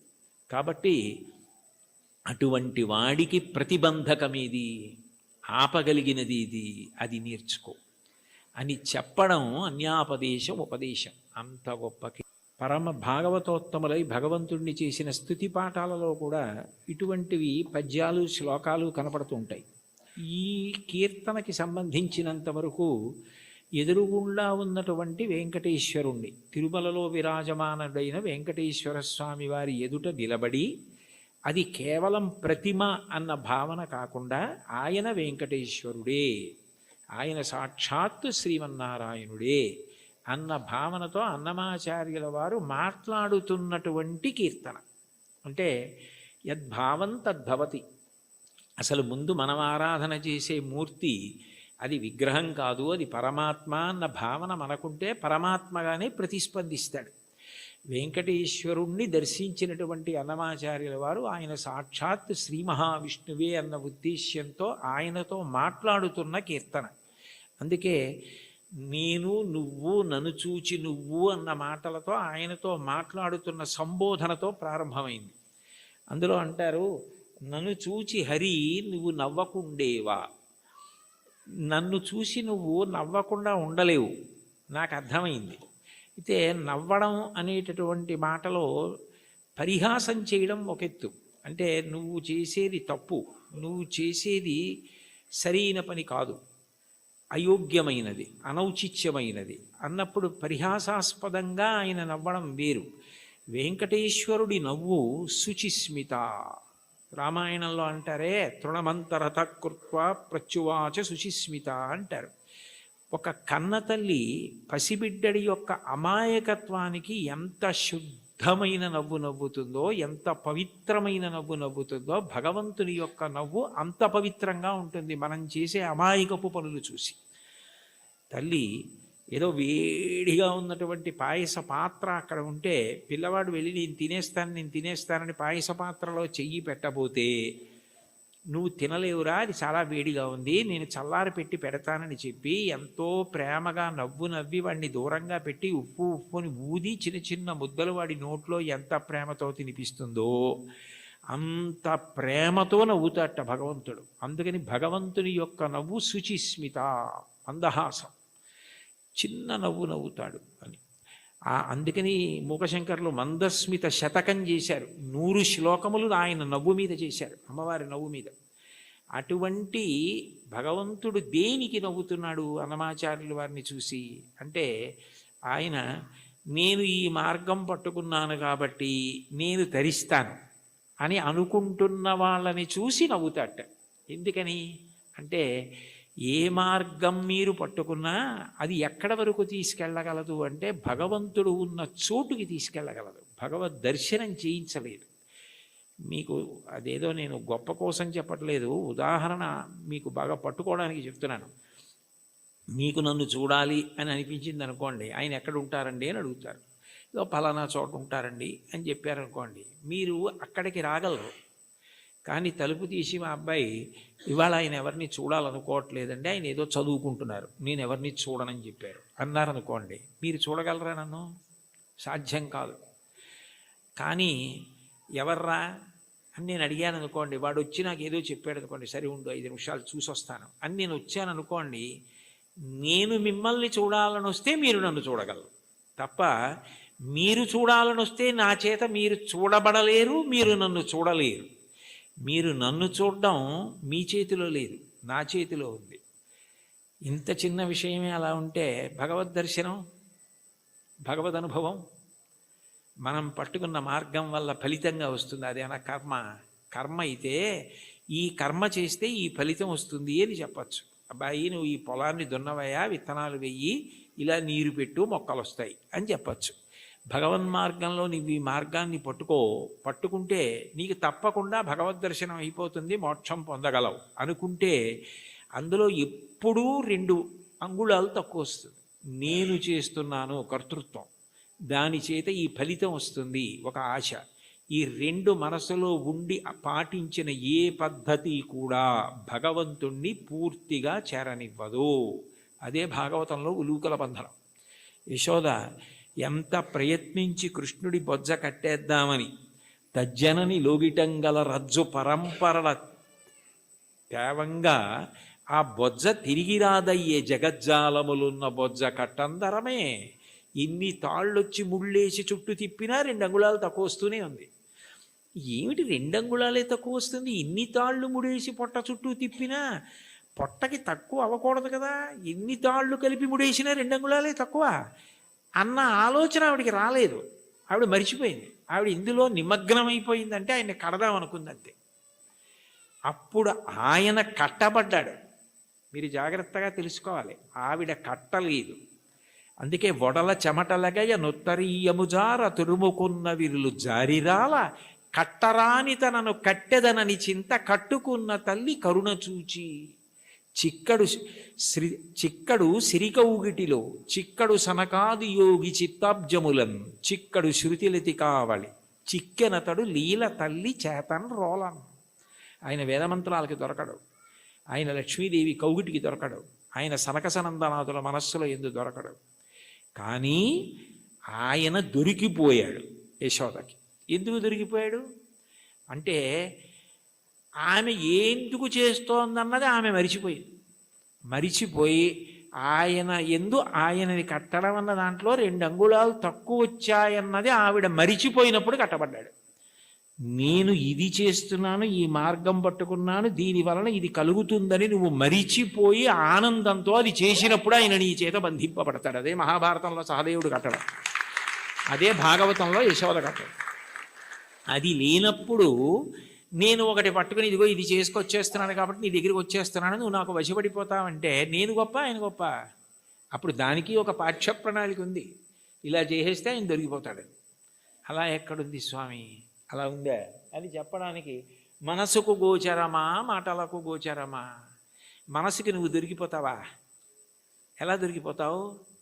పటకార అంటారు లోకంలో. పటకార అంటే కింద మరుగుపాల గిన్నె ఉంటుంది, పైన నా చేత్తో పట్టుకుంటే పటకార ఏం చేస్తుంది? మరుగుపాల గిన్నెని పట్టుకుంటుంది. నేను గట్టిగా పట్టుకుని పక్కన దింపేస్తాను మరుగుపాల గిన్నెని.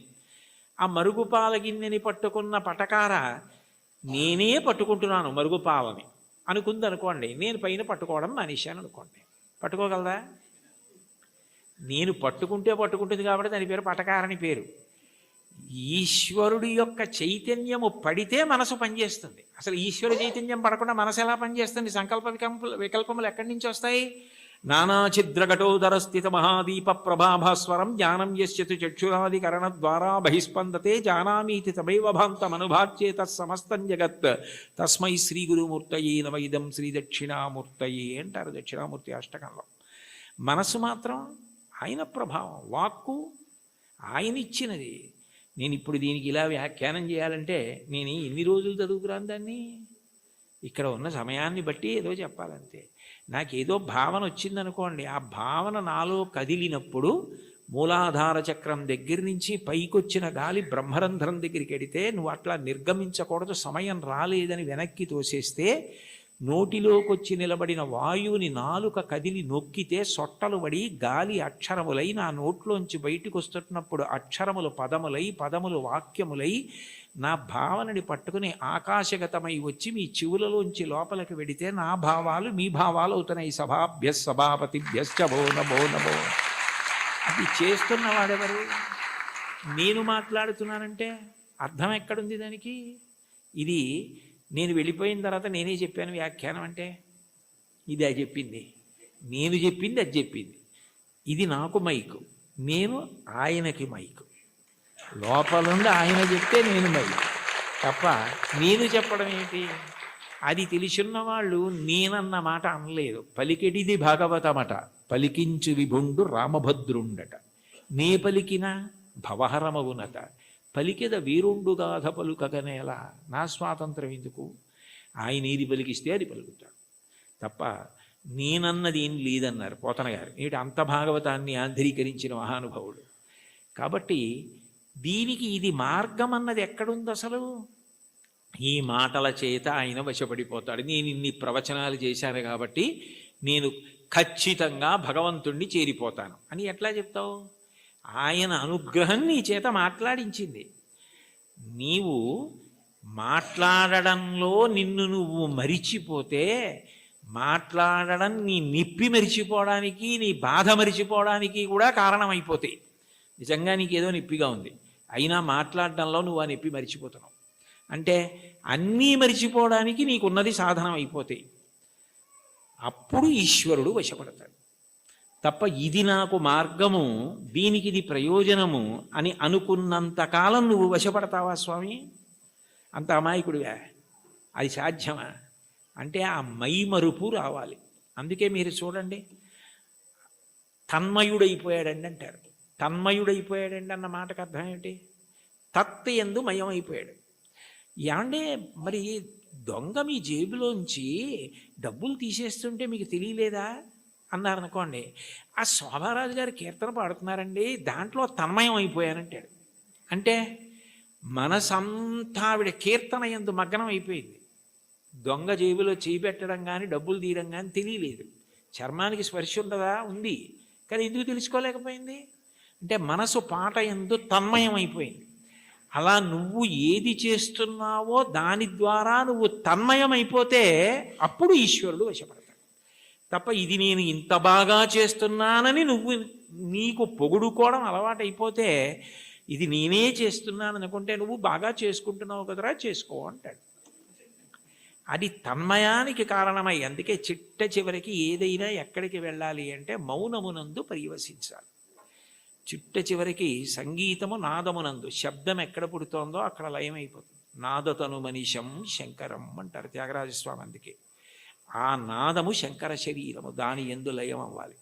ఇక్కడ ఉన్నారు కదా మంజు భార్గవి గారు, శంకరాభరణంలో ఆయన ఏదో ఉరిమి ఉరుములు మెరిసే మెరుపుల చిరుచిరు నవ్వులు కాబోలు, ఆ సరిసరి నటనలు కాబోలు అని పరవశాన శిరసూగంగా ధరకు జారెన శివగంగ నాగానలహరి నువ్వు మునుగంగా అని పరవశించిన పరమశివుడు తల కిందకి జింపి చూస్తేట గంగ కింద పడి ఈయన తడిసిపోయేట, ఈయన గానలహరిలో ఆయన మురిగిపోయేట. అప్పుడు ఒక్క క్షణం ఆగిపోయాడు అనుకోండి, అప్పుడు నాదోపాసన చేసిన వాడను నీవాడను నేనైతే, అది నాదమునందు ఉపాసన. మౌనమునందు వెళ్ళిపోవాలి. అన్నీ మౌనములోకి వెళ్ళిపోయి నువ్వు చేసిన ఆ తన్మయావస్థలో నీకే ఏమీ ఎరుకలేని స్థితి ఏది ఉన్నదో దాని యందు నువ్వు నిశ్చలుడవై నిలబడగలిగితే అష్టాంగ యోగంలో అది సమాధి. దాన్ని శంకరాచార్యులు వారు మహానుభావుడు యోగరత్నావళి అని అందులో వర్ణిస్తారు. శ్రీశైల శృంగకు హరేషు కదోపలప్స్యే గాత్రం యదామ మలతాహ పరివేష్టయంతి కర్ణే యదాహ విరచయంతి ఖగాశ్చ నీడాస్. అప్పుడు వీడు కదలడు అని నమ్మకం వచ్చి తీగలు చుట్టుకుంటాయి. వీడు కదలడు అని నమ్మకం వచ్చి పక్షి చెవుల్లో పుల్లలు పెట్టి గూడు పెడుతుంది. వీడు కదలడు అని నమ్మి పక్షులు వాసం చేసి గుడ్లు పెట్టి పొదిగి అరుస్తాయి. అయినా కదలడు, ఎందుకనంటే తన్మయుడై ఉన్నాడు. అది సమాధి స్థితి. ఆ స్థితికి వెళ్ళినవాడు అనుభవిస్తున్నాడు ఈశ్వరుణ్ణి, వాడు జీవన్ముక్తుడవుతున్నాడు. వాడి శరీరము పడిపోయినప్పుడు విదేహమోక్షాన్ని పొందాడు, శరీరం పోయింది, ఇంకా అంతటా పరివ్యాత్మయమైన ఆత్మ అయ్యాడు. ఆ తన్మయావస్థ పొందడానికి ఇది సోపానము కావాలి తప్ప ఇది నాకున్న ప్రజ్ఞ అని నాకు నేను 10 మాటలు మిడిసిపడడానికి కారణమైనంత కాలము ఈశ్వర నిన్ను చేరడానికి ఎట్లా హేతు అవుతుంది? నువ్వు నవ్వవా నన్ను చూసి? అయ్యపిచ్చాడా అని అమాయకుడైన బిడ్డను చూసి తల్లి నవ్వినట్టు నవ్వుతాడు. అయితే ఏ తల్లి నవ్విందో ఆ తల్లే పాయసం పడితే, నవ్విన పరమాత్మ ఏం చేస్తాడు? తద్దోషాన్ని దిద్దుతాడు. ఇది నీ ఎందు పోవడానికి నేను దిద్దుతానంటాడు. అందుకని గురు రూపంలో ఆయనే వచ్చి దీన్ని నువ్వు ఇట్లా వాడుకో, ఇది నీకు దీనికి కారణం కావాలి అని ఆ తన్మయావస్థని కల్పిస్తాడు. అది భగవంతుణ్ణి చేరడానికి కారణమవుతుంది. అందుకని చరణాల్లో అంటున్నారు, ఇది ఈశ్వరుడు ఉన్న చోటని నేను ఎట్లా తెలుసుకోగలను? అంతటా ఉన్నాడు, ఇందుగలడందులేడిని సందేహములతో చక్రి సర్వోపగతుండెందెందు వెదకి చూచిన అందందే కలడు దానవాగ్రణి వింటే. ఇక్కడ ఉన్నవాడిని అయితే చూడగలను, అంతటా ఉన్నాడంటే ఎలా చూస్తాను? ఆ జ్ఞానము కలగాలి. ఆ జ్ఞానం ఎవరివ్వాలి? ఆయన ఇవ్వాలి.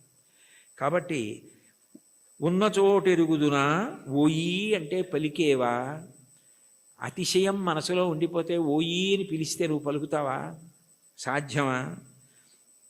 నేనేమైనా ఒక గదిలోంచి ఒక గదిలోకి వెళ్ళిపోయినట్టు నీ దగ్గరికి పరమపదానికి వచ్చి వెళ్ళిపోగలిగినంత సమర్థున్నా?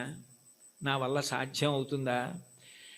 ఇంత పారవశ్యం ఉండి ఇంత గొప్పగా విష్ణు సంకీర్తన చెయ్యగలిగినటువంటి మహాజ్ఞాని, భక్తి వైరాగ్యము కలిగినటువంటి వారు తన మీద పెట్టుకుని నన్ను చూసి నువ్వు నవ్వవా అని పాడడంలో ఉన్న గొప్పతనం ఏమిటంటే, వీరిని చూసి నువ్వు నవ్వవా అని రాశారనుకోండి అతిశయం అవుతుంది. అందుకని నిజానికి ఆ హేయ గుణములు లేకపోయినా తన యందు ఆరోపించుకోవడం పరమ భక్తికి తార్కాణం. అది భక్తి యొక్క చరమస్థితి. భక్తిలో ఏమవుతుందంటే ఆ అపార వినయం వస్తుంది. నేనెంతటి వాణ్ణి, నా యందు ఏది ఉన్నది ఈశ్వర విభూతి తప్ప, యద్యద్ విభూతిమత్సత్వం శ్రీమదుర్జితమేవ వా తత్తదేవావగచ్చస్తం మమ తేజోంశ సంభవం. నా యందు ఏ తేజస్సున్నా అది ఈశ్వరుడి అనుగ్రహం. ఆయన తేజస్సు తప్ప నాది కాదు. ఆయన ఉపసంహారం చేస్తే ఎంతసేపు, ఆయన అనుగ్రహించాడు కాబట్టి నడుస్తోంది అన్న వినయం ఎక్కడుంటుందో అక్కడ అనుగ్రహం ఉంటుంది. అందుకే మీరు చూడండి, మహాత్ములైన వారెవ్వరూ ఈ వినయం తప్పరు. అంతటి మహానుభావుడు శంకరాచార్యులు వారు పశుమాం సర్వజ్ఞ ప్రథిత కృపయా పాలయ విభో అన్నారు. నేను పశువుని, నువ్వు పశుపతివి అన్నారు. అవినయమపనయ విష్ణోహో అన్నారు షట్పదీ స్తోత్రంలో. నాకు అవినయాన్ని తీసి వినయాన్ని కటాక్షించు స్వామి అన్నారు. భాగవతోత్తముల యొక్క గొప్ప గుణం ఏమిటంటే ఎప్పుడు వారు ఇది నాది అన్న భావన పొందారు. వారికి అన్నింటికన్నా చదవడానికి భయమైంది ఏమైనా ఉంటే ఏంటంటే సన్మానపత్రం. ఎందుకంటే అది చదువుకుంటే నేను ఇంత వాణ్ణని ఏమైనా అభిప్రాయాలు ఏర్పడిపోతాయేమో అని భయపడి కనపడకుండా దాచేది ఏదైనా ఉంటే సన్మానపత్రమే తప్ప, ఇది నా యందు ఉన్న విభూతి నా గొప్ప అని అనుకుంటే దూరం జరగడం అవలా. అది ఆయన నన్ను లాక్కోవడానికి కట్టుకున్న తాడు, ఆయన తాడు కట్టి నన్ను లాక్కుంటున్నాడు. అంటే రాగస్వరూప పాశాఢ్య, ఈ రాగము తీసి ఆవిడ భక్తిపాశం వేసి తన దగ్గరికి లాక్కుంటోంది. నాకే ఉంది, ఏమీ లేదు, నేనేం పెద్ద చదువుకోలేదు, మహావిద్వాంసుణ్ణి గాను, సమస్త శాస్త్రములు తెలిసున్నవాణ్ణి గాను, అయినా వీడెలా తరించాలి? అందుకని వీడికి ఏదో 4 మాటలు మాట్లాడడం అన్న లక్షణాన్ని ఇస్తే తగుదునమ్మా అని బయలుదేరుతాడు. ఏదో 1 గంటన్నర మాట్లాడతాడు. ఇది అడ్డు పెట్టి నా దగ్గరికి లాక్కుంటానని ఆయనే ఆ పాశం వేసి తన దగ్గరికి లాక్కుంటున్నాడు. ఇదంతా నాదే అంటే నేను మాట్లాడకపోతే ఈ మైక్ ఎంతో, ఆయన మాట్లాడకపోతే నేను అంతే. అది తెలుసుకుంటే చాలు. ఆ వినయాన్ని ప్రతిపాదించి ఈశ్వరుణ్ణి చేరడానికి మార్గములు కావు. ఏ మార్గము పట్టినా ఆ మార్గము ద్వారా నువ్వు కాదు కర్తృత్వంతో చేరేది. ప్రీతి పొంది ఈశ్వరుడు ఆక్కోవాలి, ప్రీతి పొంది ఈశ్వరుడు కలుపుకోవాలని గుర్తుపెట్టుకో, వినయాన్ని నిలబెట్టుకో. అది తాత్పర్యం కీర్తనకి. చాలు. ఏకశబ్ద సమ్యజ్ఞాత సృష్ట ప్రయుక్త స్వర్గే లోకే కామదుగ్భవతి. ఒక్క మాట పరిపూర్ణ విశ్వాసంతో చెప్పుకున్నా విన్నా పూర్ణ ఫలితం. ఇప్పుడు ఆ కీర్తన అంతా చెప్పాననుకోండి, నేను 4 నెలలు ఉండాలి ఇక్కడ. కష్టం కదా. ఇది ఇచ్ఛ. వాగ్గేయకారులకు ఉండేటటువంటి ప్రధాన లక్షణం కరుణ. ఆ దయతో లోకానికి హితోపదేశం చేస్తున్నారు. నేను హితోపదేశం చేస్తున్నాను అన్న అతిశయం కాకుండా, చాలదా అంటే మనని ఉద్దేశించి తనని తాను ఉద్దేశించుకుని అంటున్నట్టుగా ఇంకింతకన్నా ఏం కావాలి? హరినామ సౌఖ్యామృతము. అన్నిటికన్నా తేలిక మార్గం ఏమిటంటే భగవంతుని యొక్క నామాన్ని పలకడం. నామము ఏం చేస్తుంది అంటే నామిని తీసుకొస్తుంది.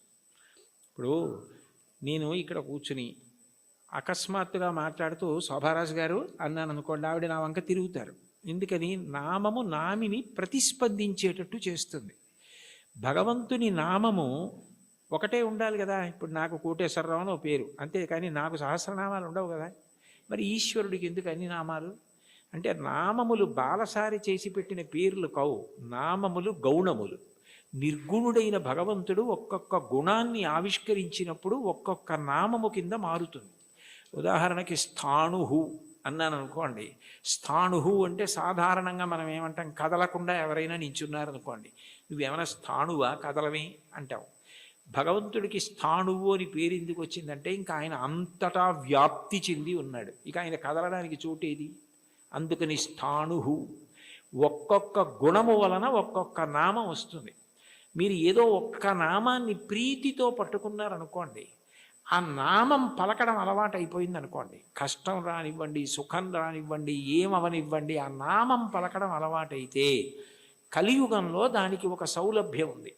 కలియుగంలో అన్నిటికన్నా తేలిక ఏమిటంటే భగవన్నామం పలకడం. భగవన్నామం పలకడానికి ఎవరు బాగా అలవాటు పడిపోతారో వాళ్ళు ఆ నామిని దగ్గరికి తెచ్చుకోగలుగుతారు. ఆయనే వాళ్ళకి సమీపానికి వస్తాడు. వచ్చి వాళ్ళు తరించడానికి కారణం ఆయనే చూపిస్తాడు. అందుకే కలవు నామ సంకీర్తన. కలియుగంలో భగవంతుని నామం పట్టుకోవడం కన్నా తేలిక మార్గము వేరొకటి లేదు. నాకు మంత్రం రాదు, తంత్రం రాదు, యజ్ఞం రాదు, యాగం రాదు, రాని వాటి గురించి విచారించకు. ఏదో ఒక నామం పలకగలవు కదా, శివ అనగలవు, రామ అనగలవు, ఆ నామం పట్టుకో చాలు. అది ఒక్కటి పట్టుకుంటే అది రెండు ప్రయోజనములు చేస్తుంది. ఒకటి, నువ్వు చేసిన పాపములు ఏవి నిన్ను ఈశ్వరుణ్ణి చేరకుండా ప్రతిబంధకంగా నిలబడతాయనుకుంటున్నావో వాటిని తీసేస్తుంది. రెండు, ఎవరిని నువ్వు చేరాలనుకుంటున్నావో వాణ్ణి నువ్వు ప్రయత్నపూర్వకంగా చేరడం కాదు, వాడొచ్చి నీ దగ్గర నిలబడి వాడు నిన్ను పొందేటట్టు చేస్తుంది. ఎంత తేలికైంది! అందుకే నామస్మరణ ధన్యోపాయం నహిపశ్యామో భవతరణే. కలియుగంలో ఇంకా నామస్మరణ కన్నా భవతరణానికి, సంసార సముద్రమును దాటడానికి మార్గము లేదు. భాగవతంలో అంటారు, నామము ఎంత తేలిక అంటే బిడ్డ పేరు పెట్టి పిలిచిననైన విశ్రామ కేళినైన మిగుల గేలినైన పద్య గద్య గీత భావార్థములనైన కమలనయను తలుప కలుషహరము. మీరు బిడ్డకి పేరు పెట్టుకుని ఏ చక్రి అని పేరు పెట్టుకున్నారు, శౌరి అని పేరు పెట్టుకున్నారు, శౌరి శౌరి శౌరి శౌరి అని పేరు అదే పనిగా బిడ్డ పేరు పెట్టి పిలిచినా అది భగవంతుణ్ణి పిలిచినట్టే ఆయన లెక్కలోకి తీసుకుంటాడు. అందుకే కదా అజామీళుడు మోక్షాన్ని పొందాడు. కాబట్టి బిడ్డ పేరు పెట్టి పిలిచిననైన విశ్రామ కేళినైన, ఆడుకుంటూ భగవంతుడి పేర్లు కొన్ని అవతల వాళ్ళు పెట్టుకుని యువతల వాళ్ళు పెట్టుకుని ఆడుకుంటూ పిలుచుకున్నా సరే భగవంతుడు దాన్ని తన నామం ఉచ్చరించడంగానే స్వీకరిస్తాడు. విశ్రామ కేళినైన పద్య గద్య గీత భావార్థములనైన, ఓ పద్యం ద్వారానో గీతం ద్వారానో అర్థం ద్వారానో మీరు హరినామం, భగవన్నామం, శివనామం, ఏదో భగవన్నామాన్ని పట్టుకున్నారనుకోండి, ఆ నామము చాలు తరింపజేస్తుంది. అది మిమ్మల్ని గట్టెక్కించేస్తుంది. అందుకే అంతకన్నా గొప్పది లేదు, అంతకన్నా మీకున్న ప్రతిబంధకాల్ని తీసేసేది లేదు.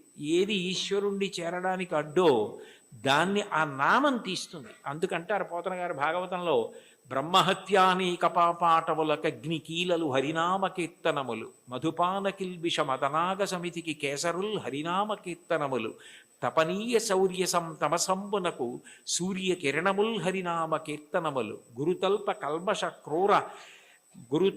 కల్మష క్రూర సర్పములకు గేకులు హరినామ కీర్తనములు, మహిత యోగోగ్ర నిత్య సమాధి విధుల అరలు, బ్రహ్మానిసురులకు అందరాని భూరి నిర్వాణ సామ్రాజ్య భోగ భాగ్య ఖేళనంబులు హరినామ కీర్తనములు. భగవంతుణ్ణి నామాన్ని కీర్తిస్తే బ్రహ్మహత్యాపాతకం, బంగారం దొంగిలించడం, గురువుగారి భార్య పడుకున్న శయ్య మీద పడుకున్న మహాపాతకం, అట్లాగే మధుపానం, మద్యపానం చేసినటువంటి దోషం, ఇన్ని పాపములను హరినామము కాల్చేస్తోంది. కాల్చేసిన కారణము చేత నిత్యశుద్ధుడయ్యాడు. యజ్ఞం చెయ్యాలి, యాగం చేయాలి, పూజ చేయాలి, మంత్రం చేయాలి, జపం చేయాలి, ధ్యానం చేయాలంటే దానికి ఒక ప్రత్యేకమైనటువంటి స్థితి అవసరం. భగవన్నామం పలకడానికి మేము అక్కర్లేదు.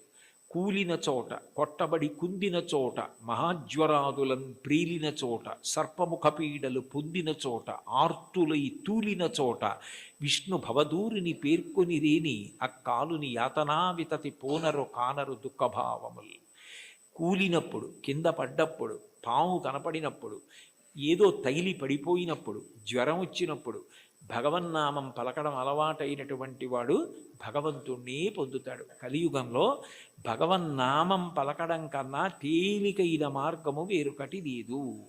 నీకు హరినామ సంకీర్తనం కన్నా, ఆయన నామం పలకడం కన్నా ముక్తి పొందడానికి కానీ, ఇహమునందు సమస్త సౌఖ్యములను పొందడానికి కానీ వేరొక తేలికైన మార్గం ఉండదు. చూడండి, ఏదైనా ఇచ్చి చాలదా, ఇది సరిపోదా నీకు అంటారు. అంటే ఇంకింతకన్నా ఏం కావాలి? చాలదా? హరినామ సౌఖ్యామృతము, హరినామము అన్న సౌఖ్యామృతం అది. ఆ అమృతం, ఆ నామం పలికిన వాడు ఎవరున్నాడో ఇక వాడు సమస్తమును దాటిపోతాడు. అందుకే బ్రతికియున్నన్నాళ్ళు నీ భజన తప్పను కాని మరణకాలమునందు మరతు నీవు. ఆ వేళ యమదూతల ఆగ్రహంబున వచ్చి ప్రాణముల్ పెకలించి పట్టునప్పుడు కప వాత పైత్యముల్ కప్పగా శ్రమచేత కంపముద్భవమంది కష్టపడుచు నారాయణాయంచుని నా జిహ్వతో నిన్ను పిలుతునో శ్రమచేత పిలువలేను. నాటికిపుడి నీ నామస్మరణ చేతు చివునిడవయ్య భూషణ వికాస శ్రీధర్మపుర నివాస దుష్ట సంహార నరసింహ దురిత దూర అంటారు. నామం పలికితే భగవంతుడు అంత ప్రీతి పొందుతాడు. కలియుగంలో నామం చెప్పడం ఇల్లు తుడుచుకోవడం లాంటిది. దుమ్ము పడ్డా పడకపోయినా 2 పూట్ల ఇల్లు ఎలా తుడుచుకుంటారో అట్లా రోజు కాసేపు భగవన్నామం చెప్పడం అలవాటైతే వాడు తరించడానికి అది మార్గం అవుతుంది. అందుకే కంచి కామకోటి పీఠాధిపత్యం వహించిన మహాపురుషులు అపర శివావతారులు నడిచి దేవుడని పేర్గాంచిన 68వ పీఠాధిపతులు శ్రీ శ్రీ శ్రీ చంద్రశేఖరేంద్ర సరస్వతి మహాస్వామి వారు పెద్ద పెద్ద సభలలో వేల జనం మేము డబ్బిస్తాం, పళ్ళిస్తాం, బట్టలు ఇస్తామంటే అవేమీ వద్దు, ఈ పేద సన్యాసి మీ నుంచి కోరుకున్నది మీరు ఇవ్వగలిగినది అడుగుతాడు, అందరూ ఇవ్వగలరు, ఇస్తారా అని అడిగేవారు. ఒక రోజులో 2 నిమిషాల సమయం నాకు ఇచ్చేయండి, ఆ సమయం మీది కాదు కాబట్టి ఆ 2 నిమిషాలు భగవన్నామని చెప్పండి చాలనేవారు. అంటే భగవన్నామం అంత గొప్పది. భగవన్నామం క్రమంగా జ్ఞానం వైపుకి తీసుకెడుతుంది. మీరు రోజు నామాలు చెప్పుకోవడం అలవాటు అయిందనుకోండి, లలితా సహస్రం రోజు చదువుతుంటే కొన్నాళ్ళు పోయాక ఎందుకు అమ్మవారి నామాల్లో రాగస్వరూప పాషాఢ్య క్రోధాకార అంకుశోజ్వల మనోరూపేక్షుకోదండ పంచతన్మాత్రసాయక ఏమిటి ఆ నామాలకు అర్థం అని తెలుసుకోవాలనిపిస్తుంది. ఆ నామాలకు అర్థం తెలిస్తే తత్వం తెలుస్తుంది, తత్వం తెలిస్తే పరవశం కలుగుతుంది, పరవశం కలిగితే మీరు మిగిలినది మర్చిపోతారు. అక్కడ ఈశ్వరుని యొక్క అనుగ్రహం. దానికి నేను ఒక ఉదాహరణ చెప్పాలి అంటే, మీకు లలితా సహస్రం అర్థం బాగా తెలిసిందనుకోండి, మీరు చదువుతున్నారు లలితా సహస్రం, నవచంపక పుష్పాభనాసాదండ విరాజిత అనో, లేకపోతే ఏదో అమ్మవారి యొక్క కబరీబంధంలో తిరుగుకునేటటువంటి పువ్వులు ఉంటాయి కదా, ఆ పూల దండ గురించో ఏదో మీకు ఆ నామం వచ్చింది. వచ్చేటప్పటికి చంపకాశోక పున్నాక సౌగంధికల సత్కచ అని నామం వచ్చింది. మీకు అమ్మవారి నల్లటి కబరీబంధం, దాని మధ్యలో ఉన్న చూడామణి, తలకి అటు ఇటు పెట్టుకున్న సూర్యచంద్రులు, పాపటలో పెట్టుకున్న కుంకం, ఆవిడ ఇలా పెట్టుకున్నటువంటి ఆ చూడామణితో కూరుకున్నటువంటి ఆభరణ విశేషం, అమ్మవారి కబరీబంధంలో పెట్టబడినటువంటి సింహాచల సంపంగి పూల దండ, అశోక పుష్పాల దండ, ఇవన్నీ కనపడి ఆ కబరీబంధం వంక మనసు నిలబడిందనుకోండి, మీకు తెలియకుండా మీరు ఏం చేస్తారంటే తర్వాత నామం చెప్పలేరు. చంపకాశోక పున్నాక సౌగంధిక లసత్కచ, చంపకాశోక పున్నాక సౌగంధిక లసత్కచ, చంపకాశోక పున్నాక సౌగంధిక లసత్కచ అంటుంటారంటే మీ మనసంతా కూడా అమ్మవారి కబరీబంధమునందు లయమైపోయింది. ఆ కొప్పు ముడిని చూస్తూ అప్పుడు భార్య ఎవరో అటువైపు వచ్చి, ఏమిటి ఈయన ఇవాళ లలితా సహస్రం ఇదే నామని చెప్తున్నారు, మరిచిపోయారా ఏమిటా అని కురివిందమణిశ్రేణీ కనత్కోటి ఇరమండిత అందనుకోండి, పాడు చేసేసావేనా ధ్యానం అంటే అక్కడ మనసు లయమైంది, ఇంకా మిగిలినవి ఏవి గుర్తు రావట్లేదు. అమ్మవారి కబరీబంధ దర్శనం చేస్తున్నాడు. నామాల యొక్క అర్థం తెలిసిందనుకోండి, అదే భగవత్తత్వం. ఆ భగవత్తత్వం తెలిసిందనుకోండి పరవశం, పరవశమే మీ యొక్క ధ్యాన స్థితికి కారణం. అప్పుడు ఏమవుతుందంటే మీకు ఏది చూస్తున్నా నామవైభవం, ఆ ఈశ్వర తత్వం మీ యందు ప్రకాశిస్తూ మీకు గొప్ప ఆనందాన్ని ఇస్తాయి. చాలదా హరినామ సౌఖ్యామృతము? అది మీకు ఏమి ఇవ్వలేదు కనుక మీకు ఏదైనా ఇస్తుంది. ఇది ఒకటి హరినామమింతైన చాలదా చెదరకి జన్మముల చెరలు విడిపింప. ఇన్ని జన్మాలు ఒకటా రెండా? నానానేకపయూధముల్ వనములోనన్ పెద్ద కాలము సన్మానింపం 1,00,00,000 కరణీనాథుండనయ్యుండి మద్దానంభ పరిపుష్ట చందన లతాంత ఛాయలందుండలేక నీరాశ ఇతేల వచ్చిది భయం బిట్లో కది ఈశ్వర అంటాడు గజేంద్రుడు. 10 లక్షల కోట్ల భార్యలు నాకన్నాడు. అంటే నిజంగా అప్పుడే ఎన్ని జన్మలిత్తానో, ఎంతమంది భార్యలో, ఎంతమంది పిల్లలో, పునరపి జననం పునరపి మరణం పునరపి జనని జఠరే చైనం ఇహ సంసారే బహుదుస్తారే కృపయాపారే పాహిమురారే. ఆ జన్మ పరంపర నుంచి విడిపించడానికి ఒక్క నామం చాలదా? చాలదా హరినామ సంకీర్తనము? మదినొకటి హరినామమింతైన చాలదా 10,000 నరక కోపముల వెడలింప. 10,000 నరక కోపముల యందు పడవలసిన పాపాలు తీసేయడానికి ఒక్క నామ సంకీర్తనం చాలు. ఎంత పెద్ద దూది పర్వతమైనా కాలిపోవడానికి ఒక్క నిప్పు రవ్వ చాలు. ఒక్క నామం చాలు, ఎంత సంచితమైన దగ్ధమైపోతోంది. కలదొకటి హరినామ కనకాద్రి చాలదారి బంగారు కొండ. తొలగుమని దారిద్ర్య దోషంబు చెరచ. లేదన్న బాధ పాపము వలన వస్తే పాపమును తొలగించడానికి ఆ నామం చాలు. తెలివొకటి హరినామ దీపమది చాలదా కలుషంపు కఠిన చీకటి పారద్రోల. కఠినమైన అజ్ఞానమనే చీకటిని పారద్రోలడానికి భగవన్నామం అన్న దీపం చాలు. అయితే చివర పెద్ద మూడేశారు. భగవన్నామమునందు అనురక్తి దేనికి కలుగుతుంది అంటే భాగవతులతో కలిసి తిరిగితే వస్తుంది. వాళ్ళు ఎప్పుడూ భగవన్నామని చెప్పుకున్నంత పరవశించిపోతాడే, ఆయనతో ఉంటే ఎప్పుడు ఆ భగవత్కథలు భగవద్వైభవం అలా తలుచుకు మురిసిపోతూ ఉంటాడని మనకి కూడా అబ్బుతుంది. అందుకని కావలసింది ఏమిటంటే సత్సంగం, సత్పురుషుల సహవాసం. వాళ్ళని మనం గుర్తుపడతాం, కానీ వాళ్ళు మనని గుర్తుపెట్టి పేరు పెట్టి పిలిస్తే అంతకన్నా గొప్పతనం లేదు. అంటే సత్పురుష సహవాసం అంత గొప్ప సుమా. కాబట్టి సొగసి ఈ విభుని దాసుల కరుణ చాలదా. సత్పురుష సహవాసము చేత నామమునందు తాదాత్మ్యత కలుగుతుంది. ఇది నాకు కావాలి.